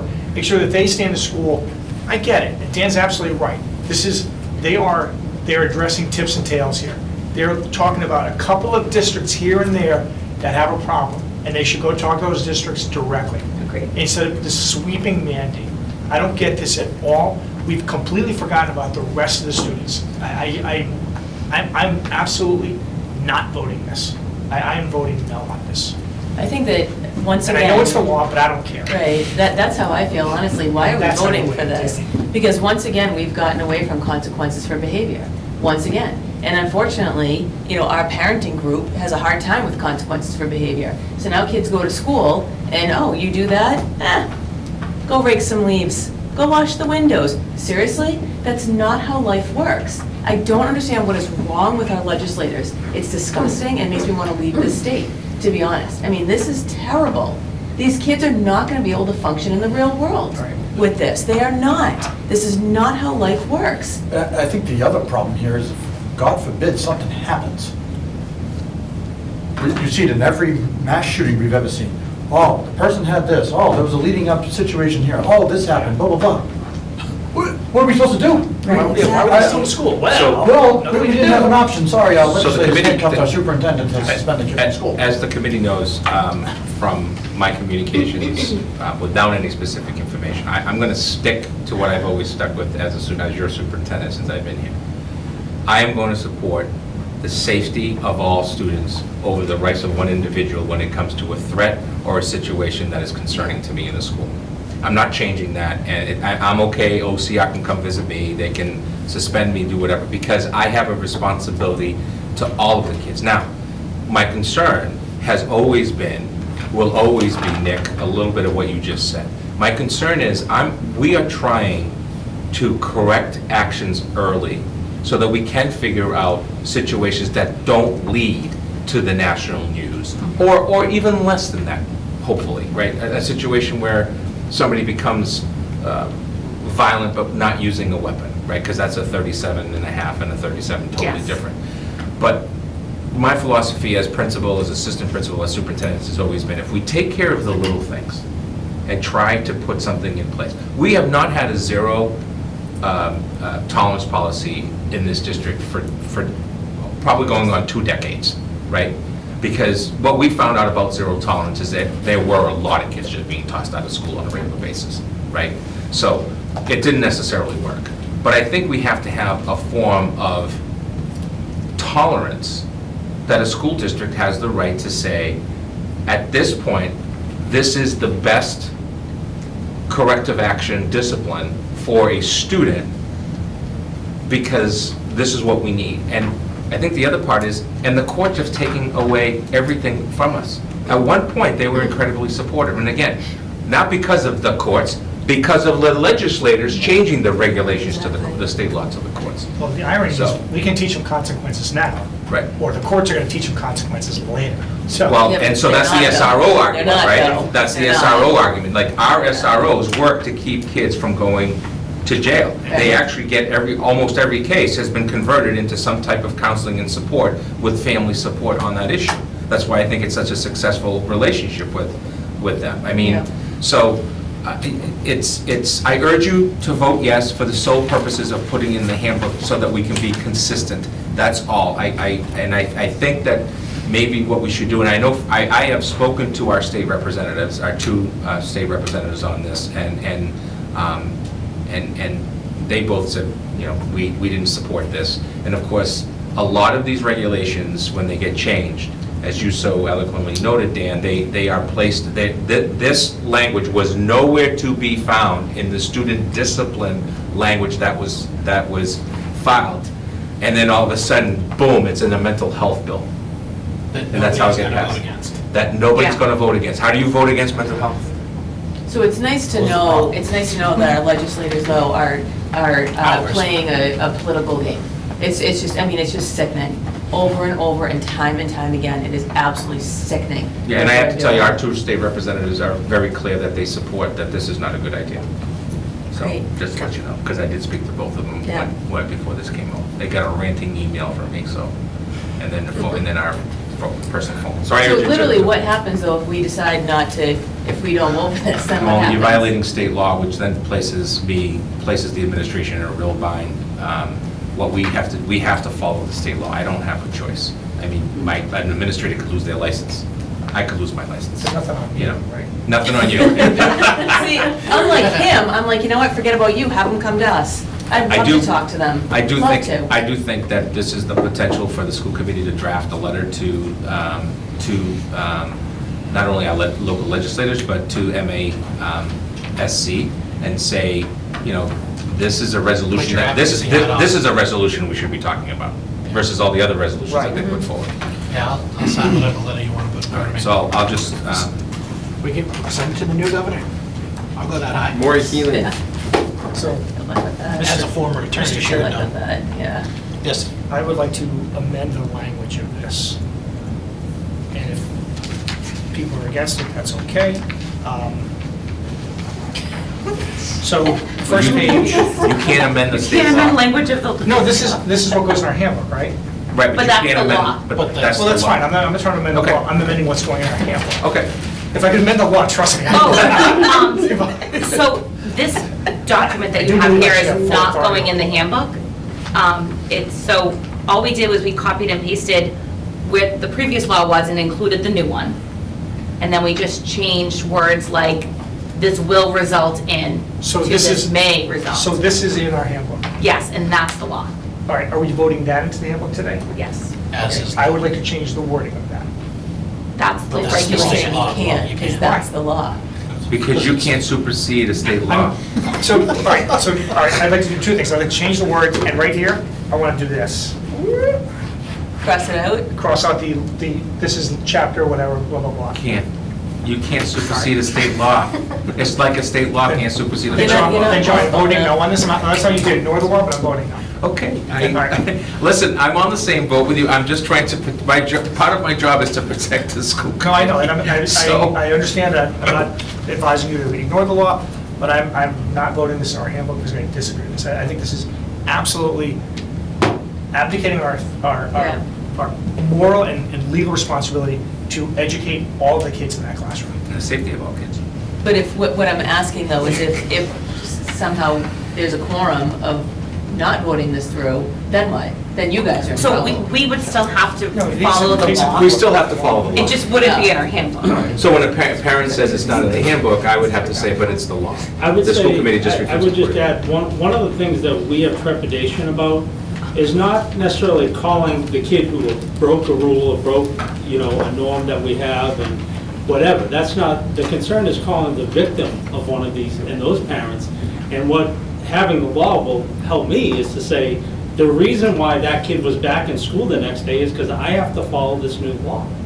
And I could point to that law as saying, this is why, where typically a student who did X would have been absent the next day, and your child's reporting that they're in school, I don't have the luxury, principals don't have the luxury, I can't report to other children because of privacy laws what I did to consequence another student.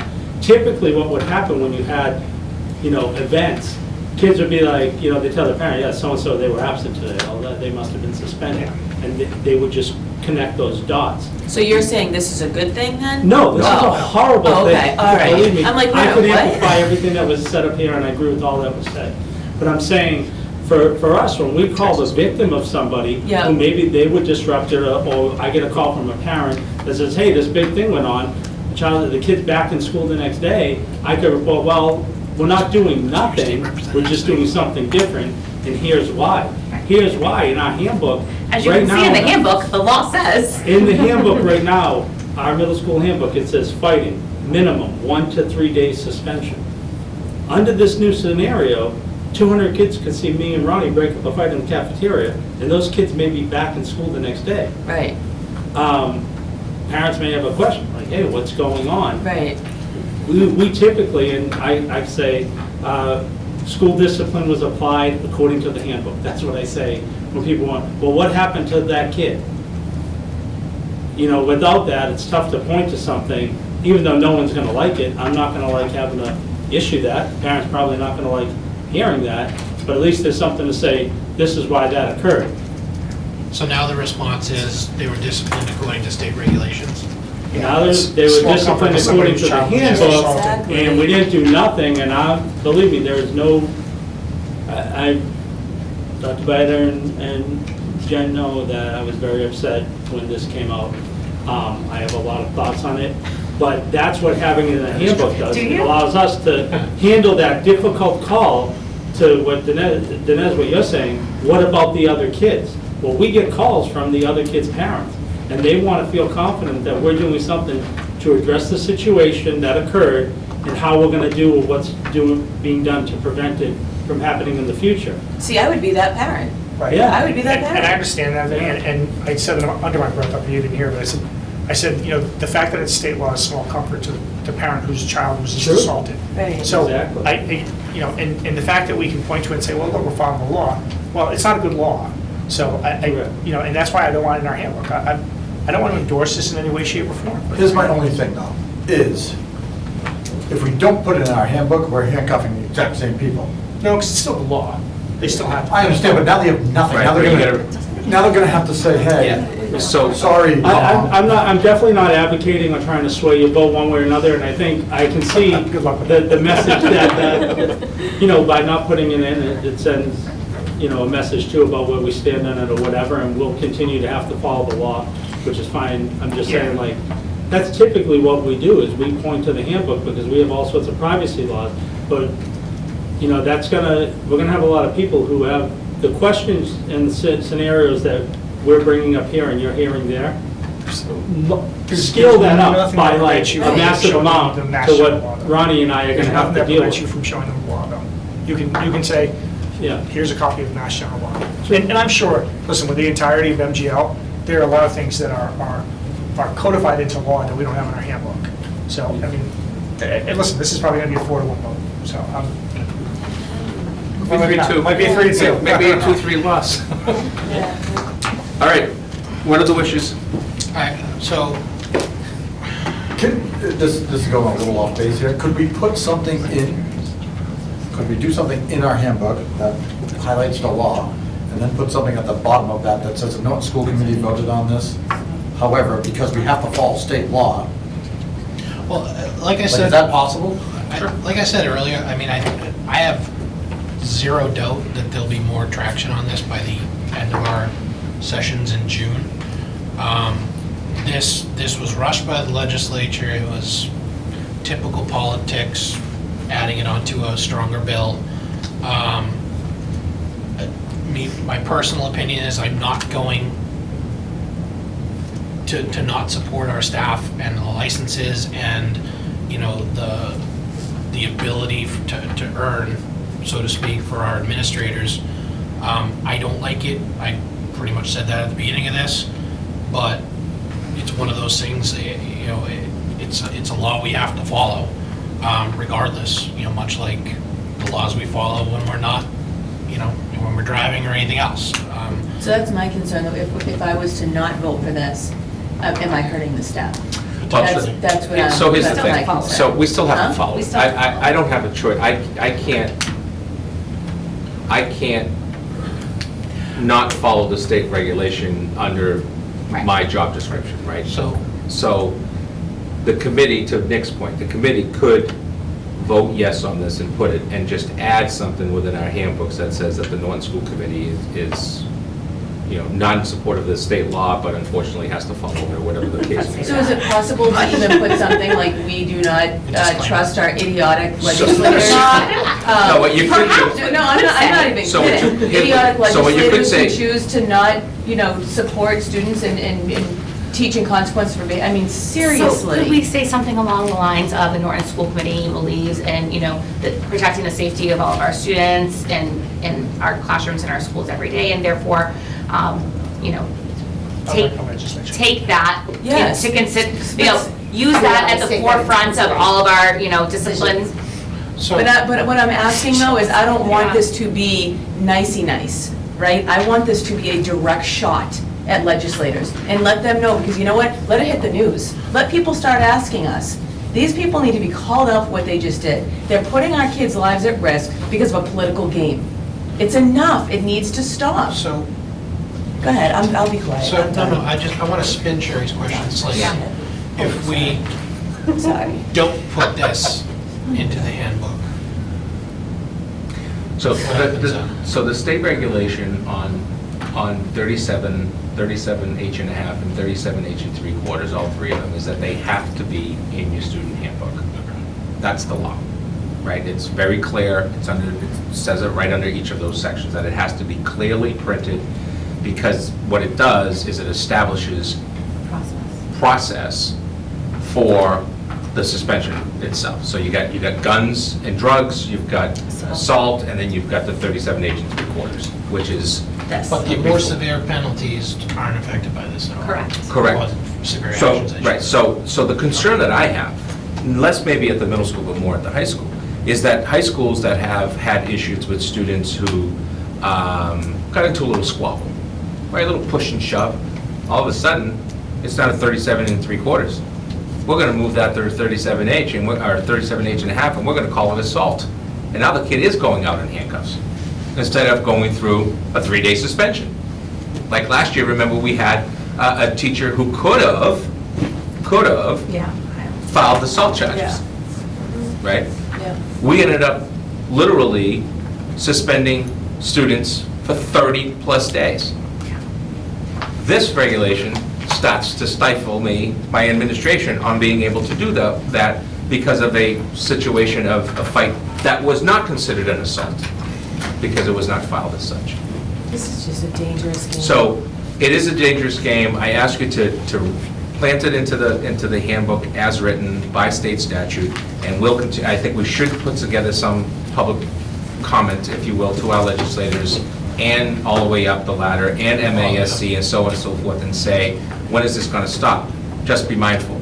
We're going to be hearing from DESE any day now on what the regulations are supposed to be for Can this. it be any worse? Hopefully, well, it could be. It could be that they say, do you do this? Do you do that? Do you do, you know, Right, prescriptive. they could be very prescriptive instead of what it is now, which has been in parentheses, here are some ideas, you know, all the different ones, I can't even remember them now off the top of my head. And then it becomes, okay, now I gotta go purchase this, and then I gotta have this person do that, and then I have, you know what I'm saying? And so that's my concern. So do Right we now, have it's- to, do we have to it's vote us. for this tonight, or can we come up with what that asterisk is gonna say and then vote it in? Well, you could just put an asterisk that says that the Norton School Committee does not supports the safety of all students at all times, and will continue to support the administration as it pertains to making decisions around school suspensions. Unlike our legislators. Well, I don't know if you need that. I'm not anymore. kidding. Sherry does not, she I'm wants to be very not clear that we kidding. don't support this. Right. Yeah, you can put whatever you want. I mean, it would have to be all of us, but I'm not joking about it. I don't think this is funny. I really don't. I think it's disgusting what they've done. So you could make a motion that says you are putting in here, but you are adding, the Norton School Committee does not support legislative overreach on an issue of student safety in the Norton Public Schools. I would Something to support effect. that. Somebody want to take that down? Hold on. So you could vote it as is, and then just say the Norton School Committee does not support legislative overreach that impacts the safety and well-being of all students. Something to that effect. That would make me happy. Thank you. Terry, did you get that? What, Terry? That impacts the safety. And well-being of students, of all students. Of all students. Because what that would do is potentially just support the statement I made to you earlier, which is we were always going to make sure that as much as we can, all kids and staff are safe. And I appreciate that, and I love that we come from a district like that.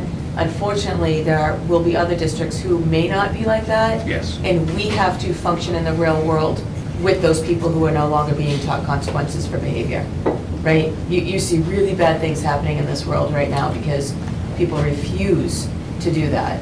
So that's my concern. This needs to not just be a Norton thing. I'm more concerned on the greater, you know, Well, and to whatever. your point, Sherry, you know, we may have to coexist with, you know, inhabitants of other districts, but I don't think our fight with this is anything close to being over. You know, those are the people, those are the committees, these are representatives, our associations. We have to put the full weight of all of that behind this because, you know, to me, it is an overreach.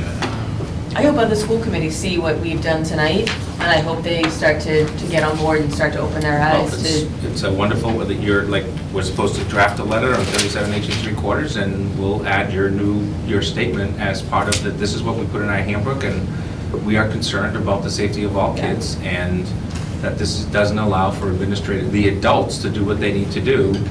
Working with professionals parents. to do what they do. Right, the Right. professionals to do what Yep. they, exactly, so. So it would be an approval with that amendment. Okay. So we have to have So a moved. motion. So you have to have a motion. So moved, she said.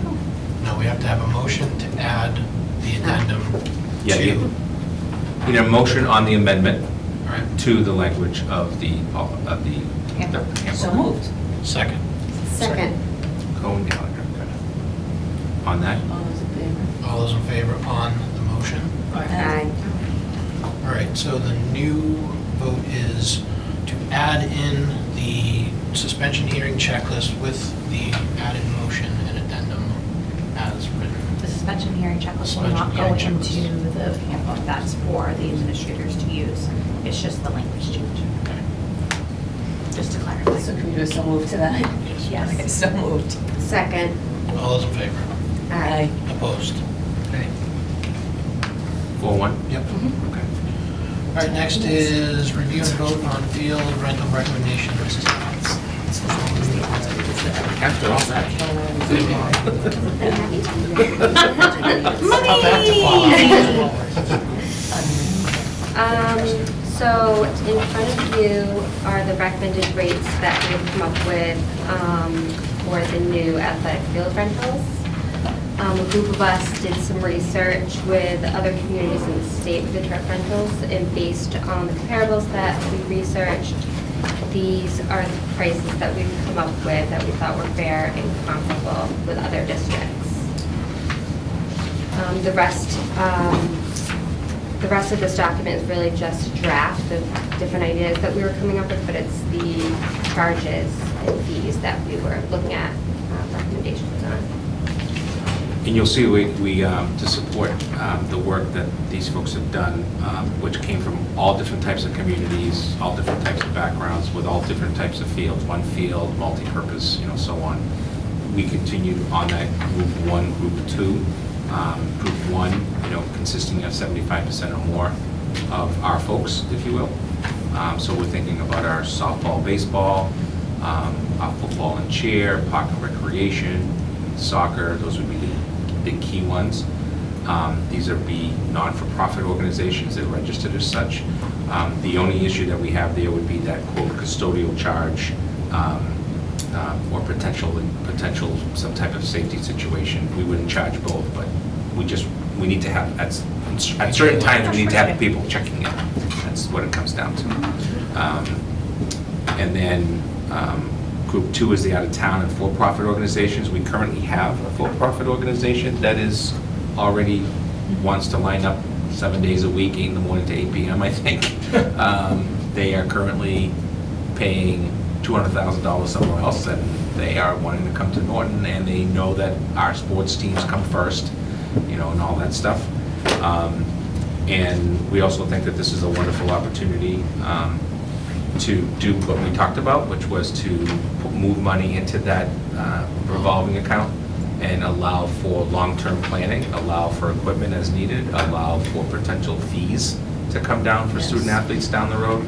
And then lastly, we are still, and I don't want to speak for Christine, but I know that we're still working a lot on the insurance binder, because any organization that works with, we currently have $1 million on our buildings and stuff, but so the insurance company, I think, is thinking of coming out and doing some homework to see what their appropriate binder should be. That's why you don't see it with it yet. What if it isn't, maybe I'm just reading it incorrectly, if it's an out-of-town nonprofit, would that just still fall into group 2? Yes. I know there's a local soccer club that Right. is a not-for-profit soccer club. Yeah. And they've asked. Yeah, we are going with the premise that the resident taxpayers of the town of Norton Yeah, which they won't have, get the so. extreme benefit, and everybody else is paying. Okay. Can I just really quickly, I'm not an expert on this, and I might be wrong, I don't think I am. Nonprofit and not-for-profit are actually not the same thing. They're actually two slightly different legal. Yeah, so this would be a 501, they would be under, these organizations are under a non-for-profit. They are 501(c)(3)s, that it is. Registered. They're registered as that. But yes, you're right, Yeah. yeah. Okay, because Yeah. at the very first thing, we say nonprofit, and we say it down here too. So we should clarify if we're talking about Because a not-for-profit. nonprofit would be like the Cancer Society or Right. something versus Right. like, Right, so we say Yeah. nonprofit a couple places. we Yeah, should we'll probably change clarify, it to we'll not-for-profit. clarify the Or language. 501c3. yeah. It'd have to be a 501(c). And Christine, I assume the same, this is for the track as well, right, not just the fields? mentioned the Yes, track. we would assume that they would be renting the football stadium turf because, Okay, so We can't that's, isolate so the track falls under football stadium? Yep. Right. Okay. The only issue that comes up there that we haven't really talked about is the potential for an NCAA event of track, which, Wow. well, which we've already had some communication with Wheaton. See, this is one of my concerns, because when you say, like the first group, Bryant, for example, is a nonprofit. Right. Are we allowing Bryant to come in and rent our things for free? No, they would be under Just out-of-town group. Okay, what about Wheaton? Is Wheaton profit? Wheaton's also is a So if not-for-profit. Wheaton would be able to come in and rent it for free? Well, that's debatable, because the fact of the matter is that their residency does not, they wouldn't meet what we would call our residency requirement. Yeah, Because quite the honestly, residents we've would paid be- them to use their Sure. facilities This is for a number of years, We so. This might be would another probably wink, wink. add some language on here about, I'll give you an example, another high school. We had tremendous support from Taunton High School, Oliver Ames High School, during this past season and even last year with some issues with our fields and sports games. And we didn't cut a check to anybody, you know, Right. they took care of it. We would probably return that favor, if you will. But if we were holding a state meet here, then that goes through the MIAA and we get to make our X number of dollars. But you're right, to your point, Nick, that we should probably clarify this under colleges and universities and Yeah. probably be clear about it. We'll add that. And then I think just some other points. Bathrooms, because we don't have any. Is there a thing to rent some porta potties? Yeah, so we will, we're gonna have porta potties out there. Okay. That's gonna be something that's gonna become the norm. We will also consider an upcharge. We've actually, one of the questions that's come up from one of these organizations is to utilize the Yale Elementary School bathrooms, but we also have the high school. Now, once the buildings start to get open, that also is a custodial issue, because under the contract, they have the right to the buildings first and foremost. So those are the things we're gonna have to play through. We have one organization that's basically looking to be here like Saturday 8 to 8, Sunday 8 to 8 for certain weeks, just those weekends. So we would probably not just use porta potties for those, we'd probably have to charge them to open up one of the buildings for bathrooms plus porta potties. Because you did put indoor bathroom on here. Yeah. Those are Yeah. for. Porta potties enclosed? Like tournaments and different things. The And indoor it's- bathroom? Yeah, Yeah. if they requested those for long, all-day Okay. events, typically like. But you're talking about putting porta potties Yeah. like No, No, out already in permanently. there, yeah, Yeah. yep. Yeah, I don't know if I love a massive soccer tournament coming and using our fields and then also going into our schools.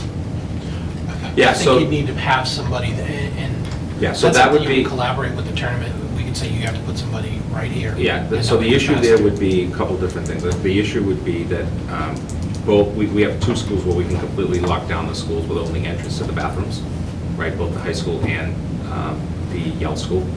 We can have access without going into the full building type of thing. We actually have done that for Founder's Day a number of years ago. So we would have to take a look at how we would do that for an all-day event. For example, an all-day event would probably be in charge of 2 event coordinators. I'd probably have one at the high school, one at the multipurpose field, and then I'd probably have, if I had open bathrooms at the high school, I'd probably have a full-time custodial charge at the high school for the use of the bathroom up there, which is right outside that cafeteria area. So to your point, we just don't want to have our buildings open. We would have to go through security. And for an event that brings in, let's say, some of these events are bringing in 1,000, 2,000 people, we also have a parking issue, right? So, you know, we potentially could be parked, we could park at the middle school, let's say, on that weekend if Norton Youth Soccer wasn't playing, because they're a priority here, right? So if JCS is not, maybe we're riding a bus at their expense in order for parking. So these are bigger than the things we currently have been hearing about, but we do have organizations that are very much interested, including our own local organizations that are trying to get on the fields. Yeah. And the event coordinator, is that happens for, depending whether you're group 1 or group 2? Is that- That's mostly a group 2. Mostly a group 2? Yeah, that's going to be mostly a group 2. We could have it as a group 1 under a check-in, and instead of a custodial, call Yeah. it somebody that's checking Okay. in to make sure. I mean, we're going to really have to take the local groups in through some training about, you know, what shoes you can wear on the fields, you know, and so on and so forth. So we're going to have to really get people to understand, and that's the reason why the liability is, we're probably going to be asking for $3 million. I'm going to guess it's going to come in at 2, but On the binder, you mean? yeah, on the binder. And the binder would be Town of Norton, Norton Public Schools, Norton Multipurpose Field, Norton High School Field, Norton Athletic Complex, Yale Elementary School, Norton High School, all 7 of those belong on there. Because what people do is they try to circumvent by saying, well, I was at the high school, I wasn't at the, no. It would be all of that included, like we do with other Yeah. binders when they I use it. mean, I don't want to sound dismissive. I think putting this on there is a great start, but it's going to lead to some further discussions, I think. Oh, absolutely. Oh, we'll be coming back. I know for a fact We'll be coming back. that price is less than competitive. The price is, what did you say? Less than competitive for the area, so that's why. Less than competitive, like it's too low, you think? I think so personally, but that's also how you get them in and get them Right. on there. and We have, contracts. we believe that there are relationships that could be made long-term that not only long-term I mean, the goal here has always been that we want to take care of our own to the best that we can with limited charge or not no charge. So that I could say, hey, every year we got to take $35,000 out of this account to support our youth programs for the event coordinator that we need. Doesn't cost the taxpayers a penny.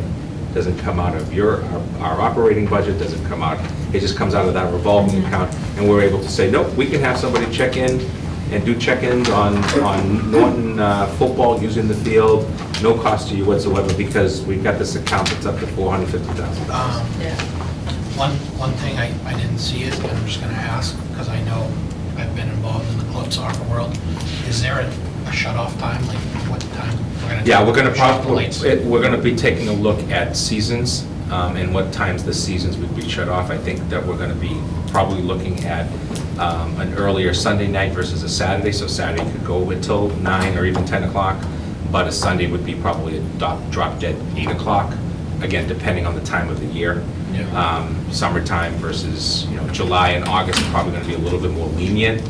Once the school year starts and all of that, it also gets more complicated to use our fields. So I think another thing we'll need to look at, just when it comes to the weather, we need to have something, I don't know how we put it in here, but I know there's certain guidelines from all of the youth sports that you can't practice if it's below X or above Y. Correct. I think that needs to be put in Okay. somewhere. And I believe, don't quote me, I believe it's over 95. Yeah, it's and 90. under 30. It's 30 degrees,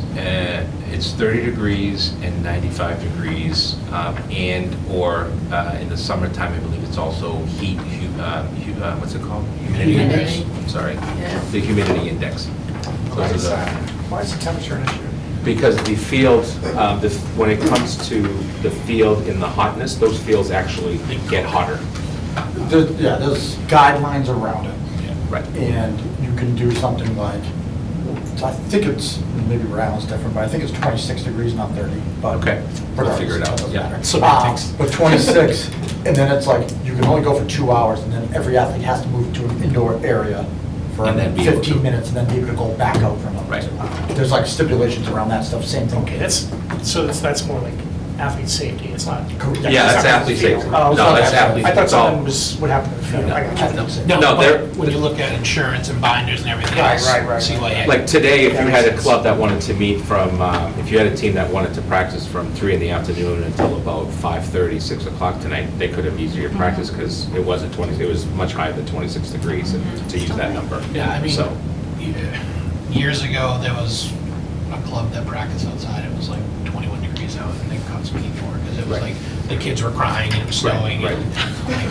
and like, you had to go for that tournament, like, We all need those D1 scholarships. we used to be a strong nation, we're just getting a little wimpier every Yeah, year, but that's okay. seriously. So that you know, we will probably eventually have a facilities handbook like we kind of currently do, and then we're probably going to have an athletic complex facilities handbook, because the day-to-day of this is so much different than Yeah. using our inside stuff. I just Just let you know. got 2 more things. Yep. Because I think this is a great opportunity for our high school teams. Looking at some type of concession stand, Yes, already on the radar. because we have a huge soccer thing on Memorial Day weekend, for example. Do we allow our high school teams to be able to say, hey, here are all the rental events that we have going on. Yes. Whoever wants to work it, put them in a random raffle pool, whatever you want to do. And hey, boys soccer, you're doing Saturday of the Memorial Day tournament. Women's soccer, you're doing Sunday of the tournament. you have to provide the concessions, however, blah, blah, blah, to make a profit for their fundraising efforts. So wouldn't it be nice if we had one booster, right? Yes. Because then we would just be. Did somebody try to do that? Yeah, we did. Seems familiar. However, to your point, Nick, you're absolutely headed in the direction that we want to go in, which is we know we're not going to get one booster, so therefore, we're going to put it out and say, there's a soccer tournament this weekend. If the soccer team would like to be able to run it, both the male and the female team, if you guys want the concession stand, you get 100% of the concession stand. Now, with the third parties, they like to split the concession stand, right? Because they're bringing in the people, so they're like, hey, can we do this 50-50, 60-40, whatever the split, and that'll be part of our individual contractual agreements. But yes, we believe that our concession stands could be making some money. Serious money. Yes. So would we have to, just kind of thinking a little bit on Nick's point, if there's a tournament and someone like wants to put a food truck up, they would have to, they can't just do that because they would still have to come to you guys. Yeah. As an example, the food truck would have to get approval from my office and with an agreement. Yeah, well, food trucks usually are registered into a town's Board of Health. They just can't drive in and sell stuff. They have to go through that process. So once they're okay there, but we're a different piece of property. And if it's being used because we get all these people coming from the outside, we either have a flat charge or we're making a percentage of the earnings, one or the other. Okay. Food trucks are another way to go because they potentially bring in more money, and people are willing. I can tell you right now, the Dana Barrows basketball thing on 138, you can't go to the town spa on Saturdays. You just take that. You just can't go from 1 o'clock until about 4 o'clock every Saturday because everybody from the entire state is at the Dana Barrows Center down the street, which is about a mile and a half down the street. So I need a vote, and again, with the understanding this is going to be a constant change for you folks. I'm sorry, Nick. I think I had One more thing. So, this is going to come up, probably going to outlast all of us, but we know the life expectancy of these fields. Right. The more and more use they get, the faster they're going to wear out. Right. It's that simple. Especially, maintenance-wise, there's going to be more maintenance cost to it, and that's why I think money's going to the revolving account. Right. If the school committee goes back, and even if it's not us five, and we go back and ask this town in 10 years that we need a new turf for, probably at that point, 2.5 million, they're going to tell us to get lost. Right. And then we have no fields for our kids. Right. So we really need to be careful, because we're gonna have to replace the fields, we know that's gonna happen in 10, 15 years, whatever it may be. Did they give us a projection on that? Yeah, right now it's 12 to 15 on most fields, but again, usage is something that we have to really talk about. So my strong suggestion, I think when we talk about this revolving account and maintenance-wise and whatever else, we make sure it is to the T. And when we go back in front of the town and say, hey, we brought in $750,000 worth of rentals over the last 10 years, probably more than that. But Right. this is how much money we brought in. This is how much we did for maintenance. This is how much is in the account, and we're willing to take that money and put it in to replace the new turf. Right. So when it goes in front of the taxpayers of the town, and we're saying, hey, again, it's $2 million to replace the turf, we need to do it. We already got $1.2 million for you, now we only need $800,000. Right. Yes.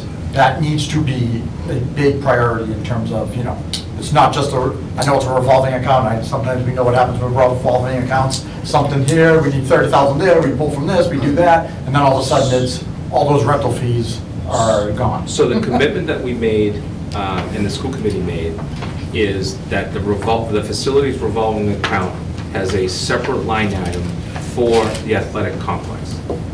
Therefore, the money can only be used for the athletic complex. We can't take that and buy light bulbs for the high school. We can't repave the parking lot.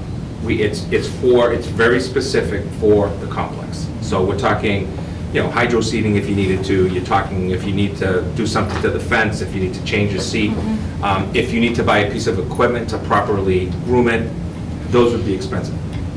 My personal perspective to you folks would be that we have to get to a certain number where you can first say, let's take 30,000 out from there because this is only going to long-term make it better. I also believe that we have to say no. Right? It's going to be great to look at 6 figures, but at times we're going to have to say the fields need a breathing because, whatever the case may be. And because that's how you get more years out of it. The multipurpose field will probably be the field that needs to be replaced first when the time comes. much more activity. Versus, because it's going to have more activity than the high school. But still, that's the intent. I just want to say too, Nick, you know, the school committee was very vocal going through all of that about athletic fees as well. Yep. That rentals would help offset athletic fees as well. So that's something that we did talk to the town about numerous times Yeah. going through the process. I think I think we have to go through a couple of fiscal years Yeah. of really looking at what the fields look like and what they Right. need before we can talk about fees. But still, I think that's something, I mean, every penny counts, and Yeah. eventually it would be nice. My hometown just took the excess Chapter 70 funds that they got, town meeting voted to, they got the excess. yeah. I'm kidding.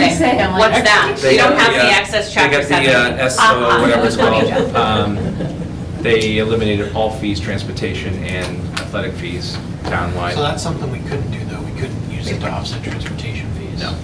Just, Athletic It's fee. very, very specific as a facility fee. And then just one more point of reference here, the tennis courts can also be rented. Yes, we just haven't gotten there because the tennis courts are not prepared yet to rent, but yes, that would be part of it. So you could have somebody that comes in, and we also have the for free down the street, I think is going to be where the pickleballs going, on the old Do we tennis have courts. somebody who's doing that? Not yet, but we have a small donation that's come in, not to us yet, but to Parks and Rec, and then hopefully we get some other donations as well. Oh, So maybe we Pickleball should, is- after we get through a couple of fiscal years of this, and see what we're generally getting for rents, and if Dan's correct, and they're not really that competitive when we move them up, kind of thinking about what Nick's saying, maybe we should dedicate some amount of the fees that we're taking in, 10%, whatever it is, and segregate that out, put it into a separate Yeah. plan, and says, okay, when it is time for replacement, 10 years like a down the holding line, account. that we've Right. got this, whatever it may be. So at some We have point, like a at savings? some I thought- point. I thought we were doing At some point, sooner than later, you should be able to get into this, I would call it 75-25 split, where you're taking 75% of the money and you're actually going long-term, and 25 for day-to-day expenses. Yeah. Um, We gotta see what we're making first. Yeah. You gotta see what you're making first, correct. I do need to vote on that. Are we voting Actu- with these numbers and everything? This is. Yeah, this is the current numbers as they're recommended right now, yep. And again, we'll be coming back to you a number of times on this in Dan- general. Yes, Dan, from a per hour standpoint, this will be filled, I have no doubt. no, well, I'm not saying that, but what would your suggestion be? The only reason why I ask is Bryant, we have these almost exact same numbers. If you're looking, and again, I've been out of the environment, speaking solely on soccer rentals. A neighboring community, last I knew, was $275 an hour. And they just went up 15% in the last couple of years. Again, it's the only one. You don't want to be, you want to be competitive, you don't want to be the highest in the area, you don't want to be the lowest. Having talked to Aaron, I know he did his homework because I suggested some places to look for some of these numbers. I've had that discussion with Aaron. I'm comfortable with this. What's the old saying? If you build it, they'll come. They'll come in for that. And I can personally say I've had 4 different organizations come to me knowing that I'm a member and that I've had kids in that world. So I can only imagine, we'll be saying no to a bunch of people, in my opinion, Nick. But I think it's, as I mentioned, I think this is a good starting point. Obviously, we've thanked the taxpayers quite a bit, and we still will continue to do that. To me, this is trying to give back to, our students, our student body, our taxpayers, that we've created a tremendous opportunity, and there's still more we can do with it as far as building relationships for the long term with some of these renters. Okay. Okay, so I would entertain a motion to approve the field rentals complex as noted. So moved. Second. Second. All those in favor? Aye. Okay, Thank you. thank you. Next is the sewer warrant article. Thank you, I thought we Mr. were Chairman. done with sewers. Yeah. Ah. I received this from former Select Board member Bob Kimball, and told him that I would share it with the entire committee, because it's really your decision. He is asking that the Select Board consider putting an article on the Springtown meeting warrant to exempt any town-owned property from having to pay connection fees for municipal sewerage. And his argument, as you can see, is based upon this concept of not paying twice, if you will. The sewer connection at the LGN for us alone was in the neighborhood of $30,000. So the argument is that these connections are, if you will, a double dip, because we're a public entity. And so therefore, when we, the town hall, the senior center, so on, were to connect, there's no connection fee because you're already paying for the actual sewerage as a community. And he notes the $8 million from 1998 until 2011, the 14 years of spending about over $8 billion in infrastructure. So I told him I would come forward. I think it's got some, Makes sense. it's got some sense here. It'd be interesting to see what kind of love there is for this. I don't know if there is. If you're supportive of it, you could vote that you support the article that he suggested in principle. You could just have a consensus. You could ask him to come in front of you and say, because this does impact us, it's going to impact the high school connection, the Yale connection, and eventually the JCS and the middle school connection. I mean, it makes sense because, we all think of, we're paying the town for a service that we need, but we're really not, because water and sewer is essentially somewhat private entity. Like, they're not controlled by the select board for the most part. In my opinion, to me, this sounds, I would publicly support it, because it does seem like double dipping, but that's my personal. And I think that the I'm not gonna the put it- rationale is that the article is, goes forward, then it goes to FinCom, then it goes to the select board, then it goes to town meeting. And that's an opportunity for the school committee to formally respond and say, as a committee, we believe, we voted, it's really up to you. So I think it's really reading the article. The next step would be, what does the article actually say specifically?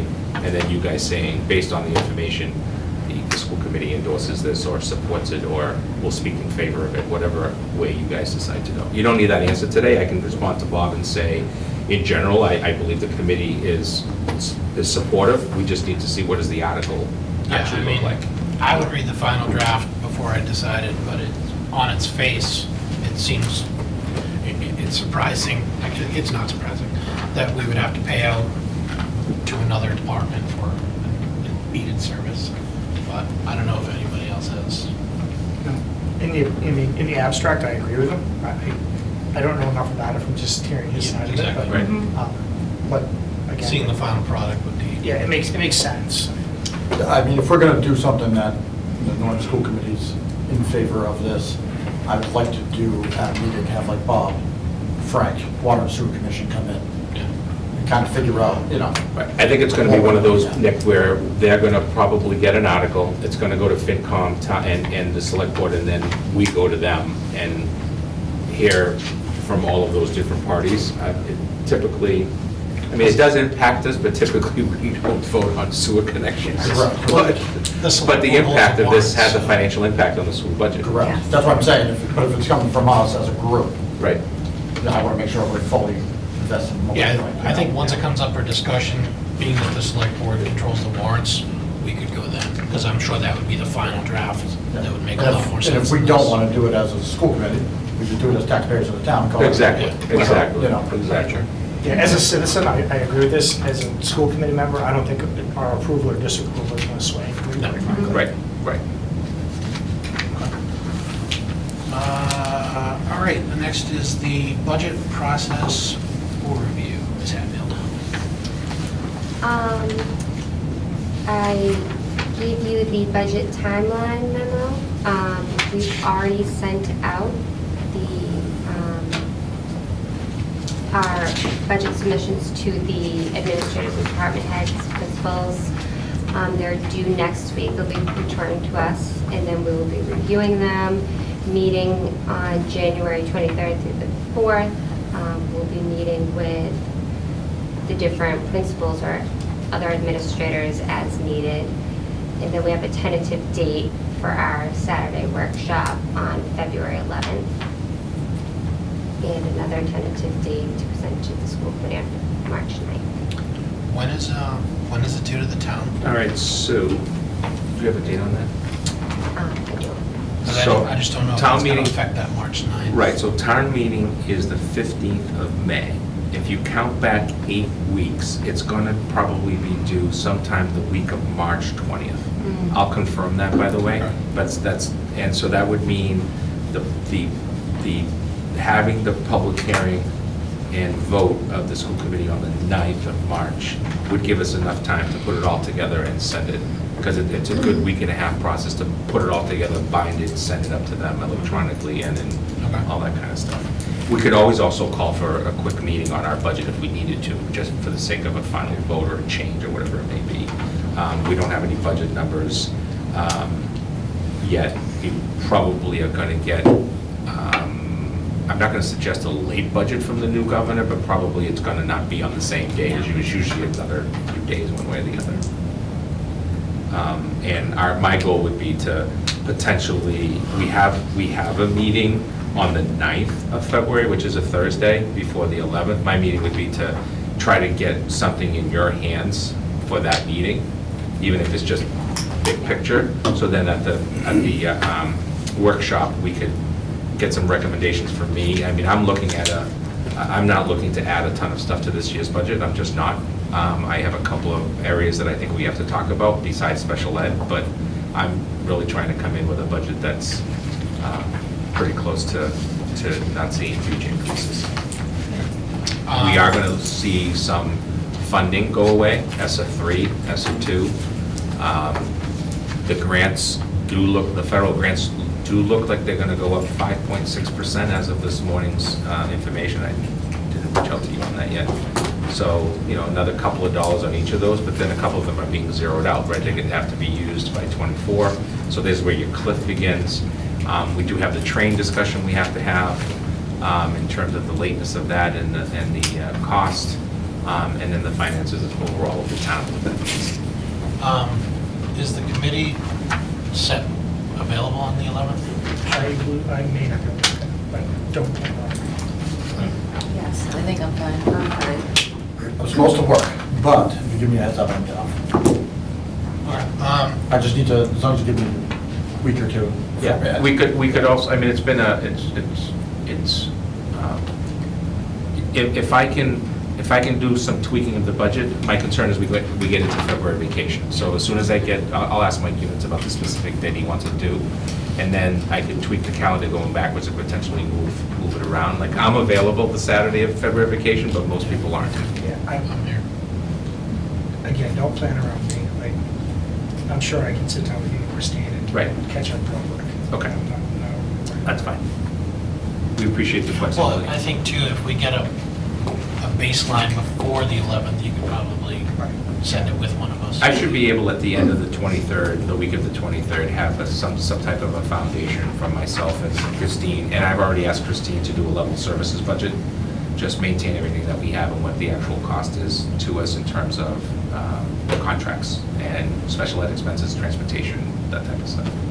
So we'll be working with kind of those two things at the same time. As a new member here, what does February 11th entail? So for a number of years, the committee has gotten together on a Saturday morning, More gray hair. brought some coffee, some bagels, and kind of a less formal, if the media are there, they're there. If they're not, great. It but is the open fact to the is- public. It is open to the public, but the idea is to really like, there's been some years where we've cut back the budget, there's some years the school committee has extended the budget, there's some years you've had those difficult conversations about overrides. I mean, it's kind of trying to get everybody to do it on a morning where we're not coming from work and all that stuff. On average, 3 hours, 4 hours? No, we, 2 9, we usually try to start around 9, we're done by 11, We usually 11:15. don't want to. They used to be Yeah. much longer. Right, they used to be much Right, longer, but Dennis? people were kind of like, let's just really get to the meat and potatoes of it. If you're doing more of a level sort of service budget, it probably Real fast. will be real fast. I mean, Yeah, so I think it's important for us to, there are needs, but I think we have to really take a look at where those needs are based upon the ESSA 3 funding going away and having to find other ways.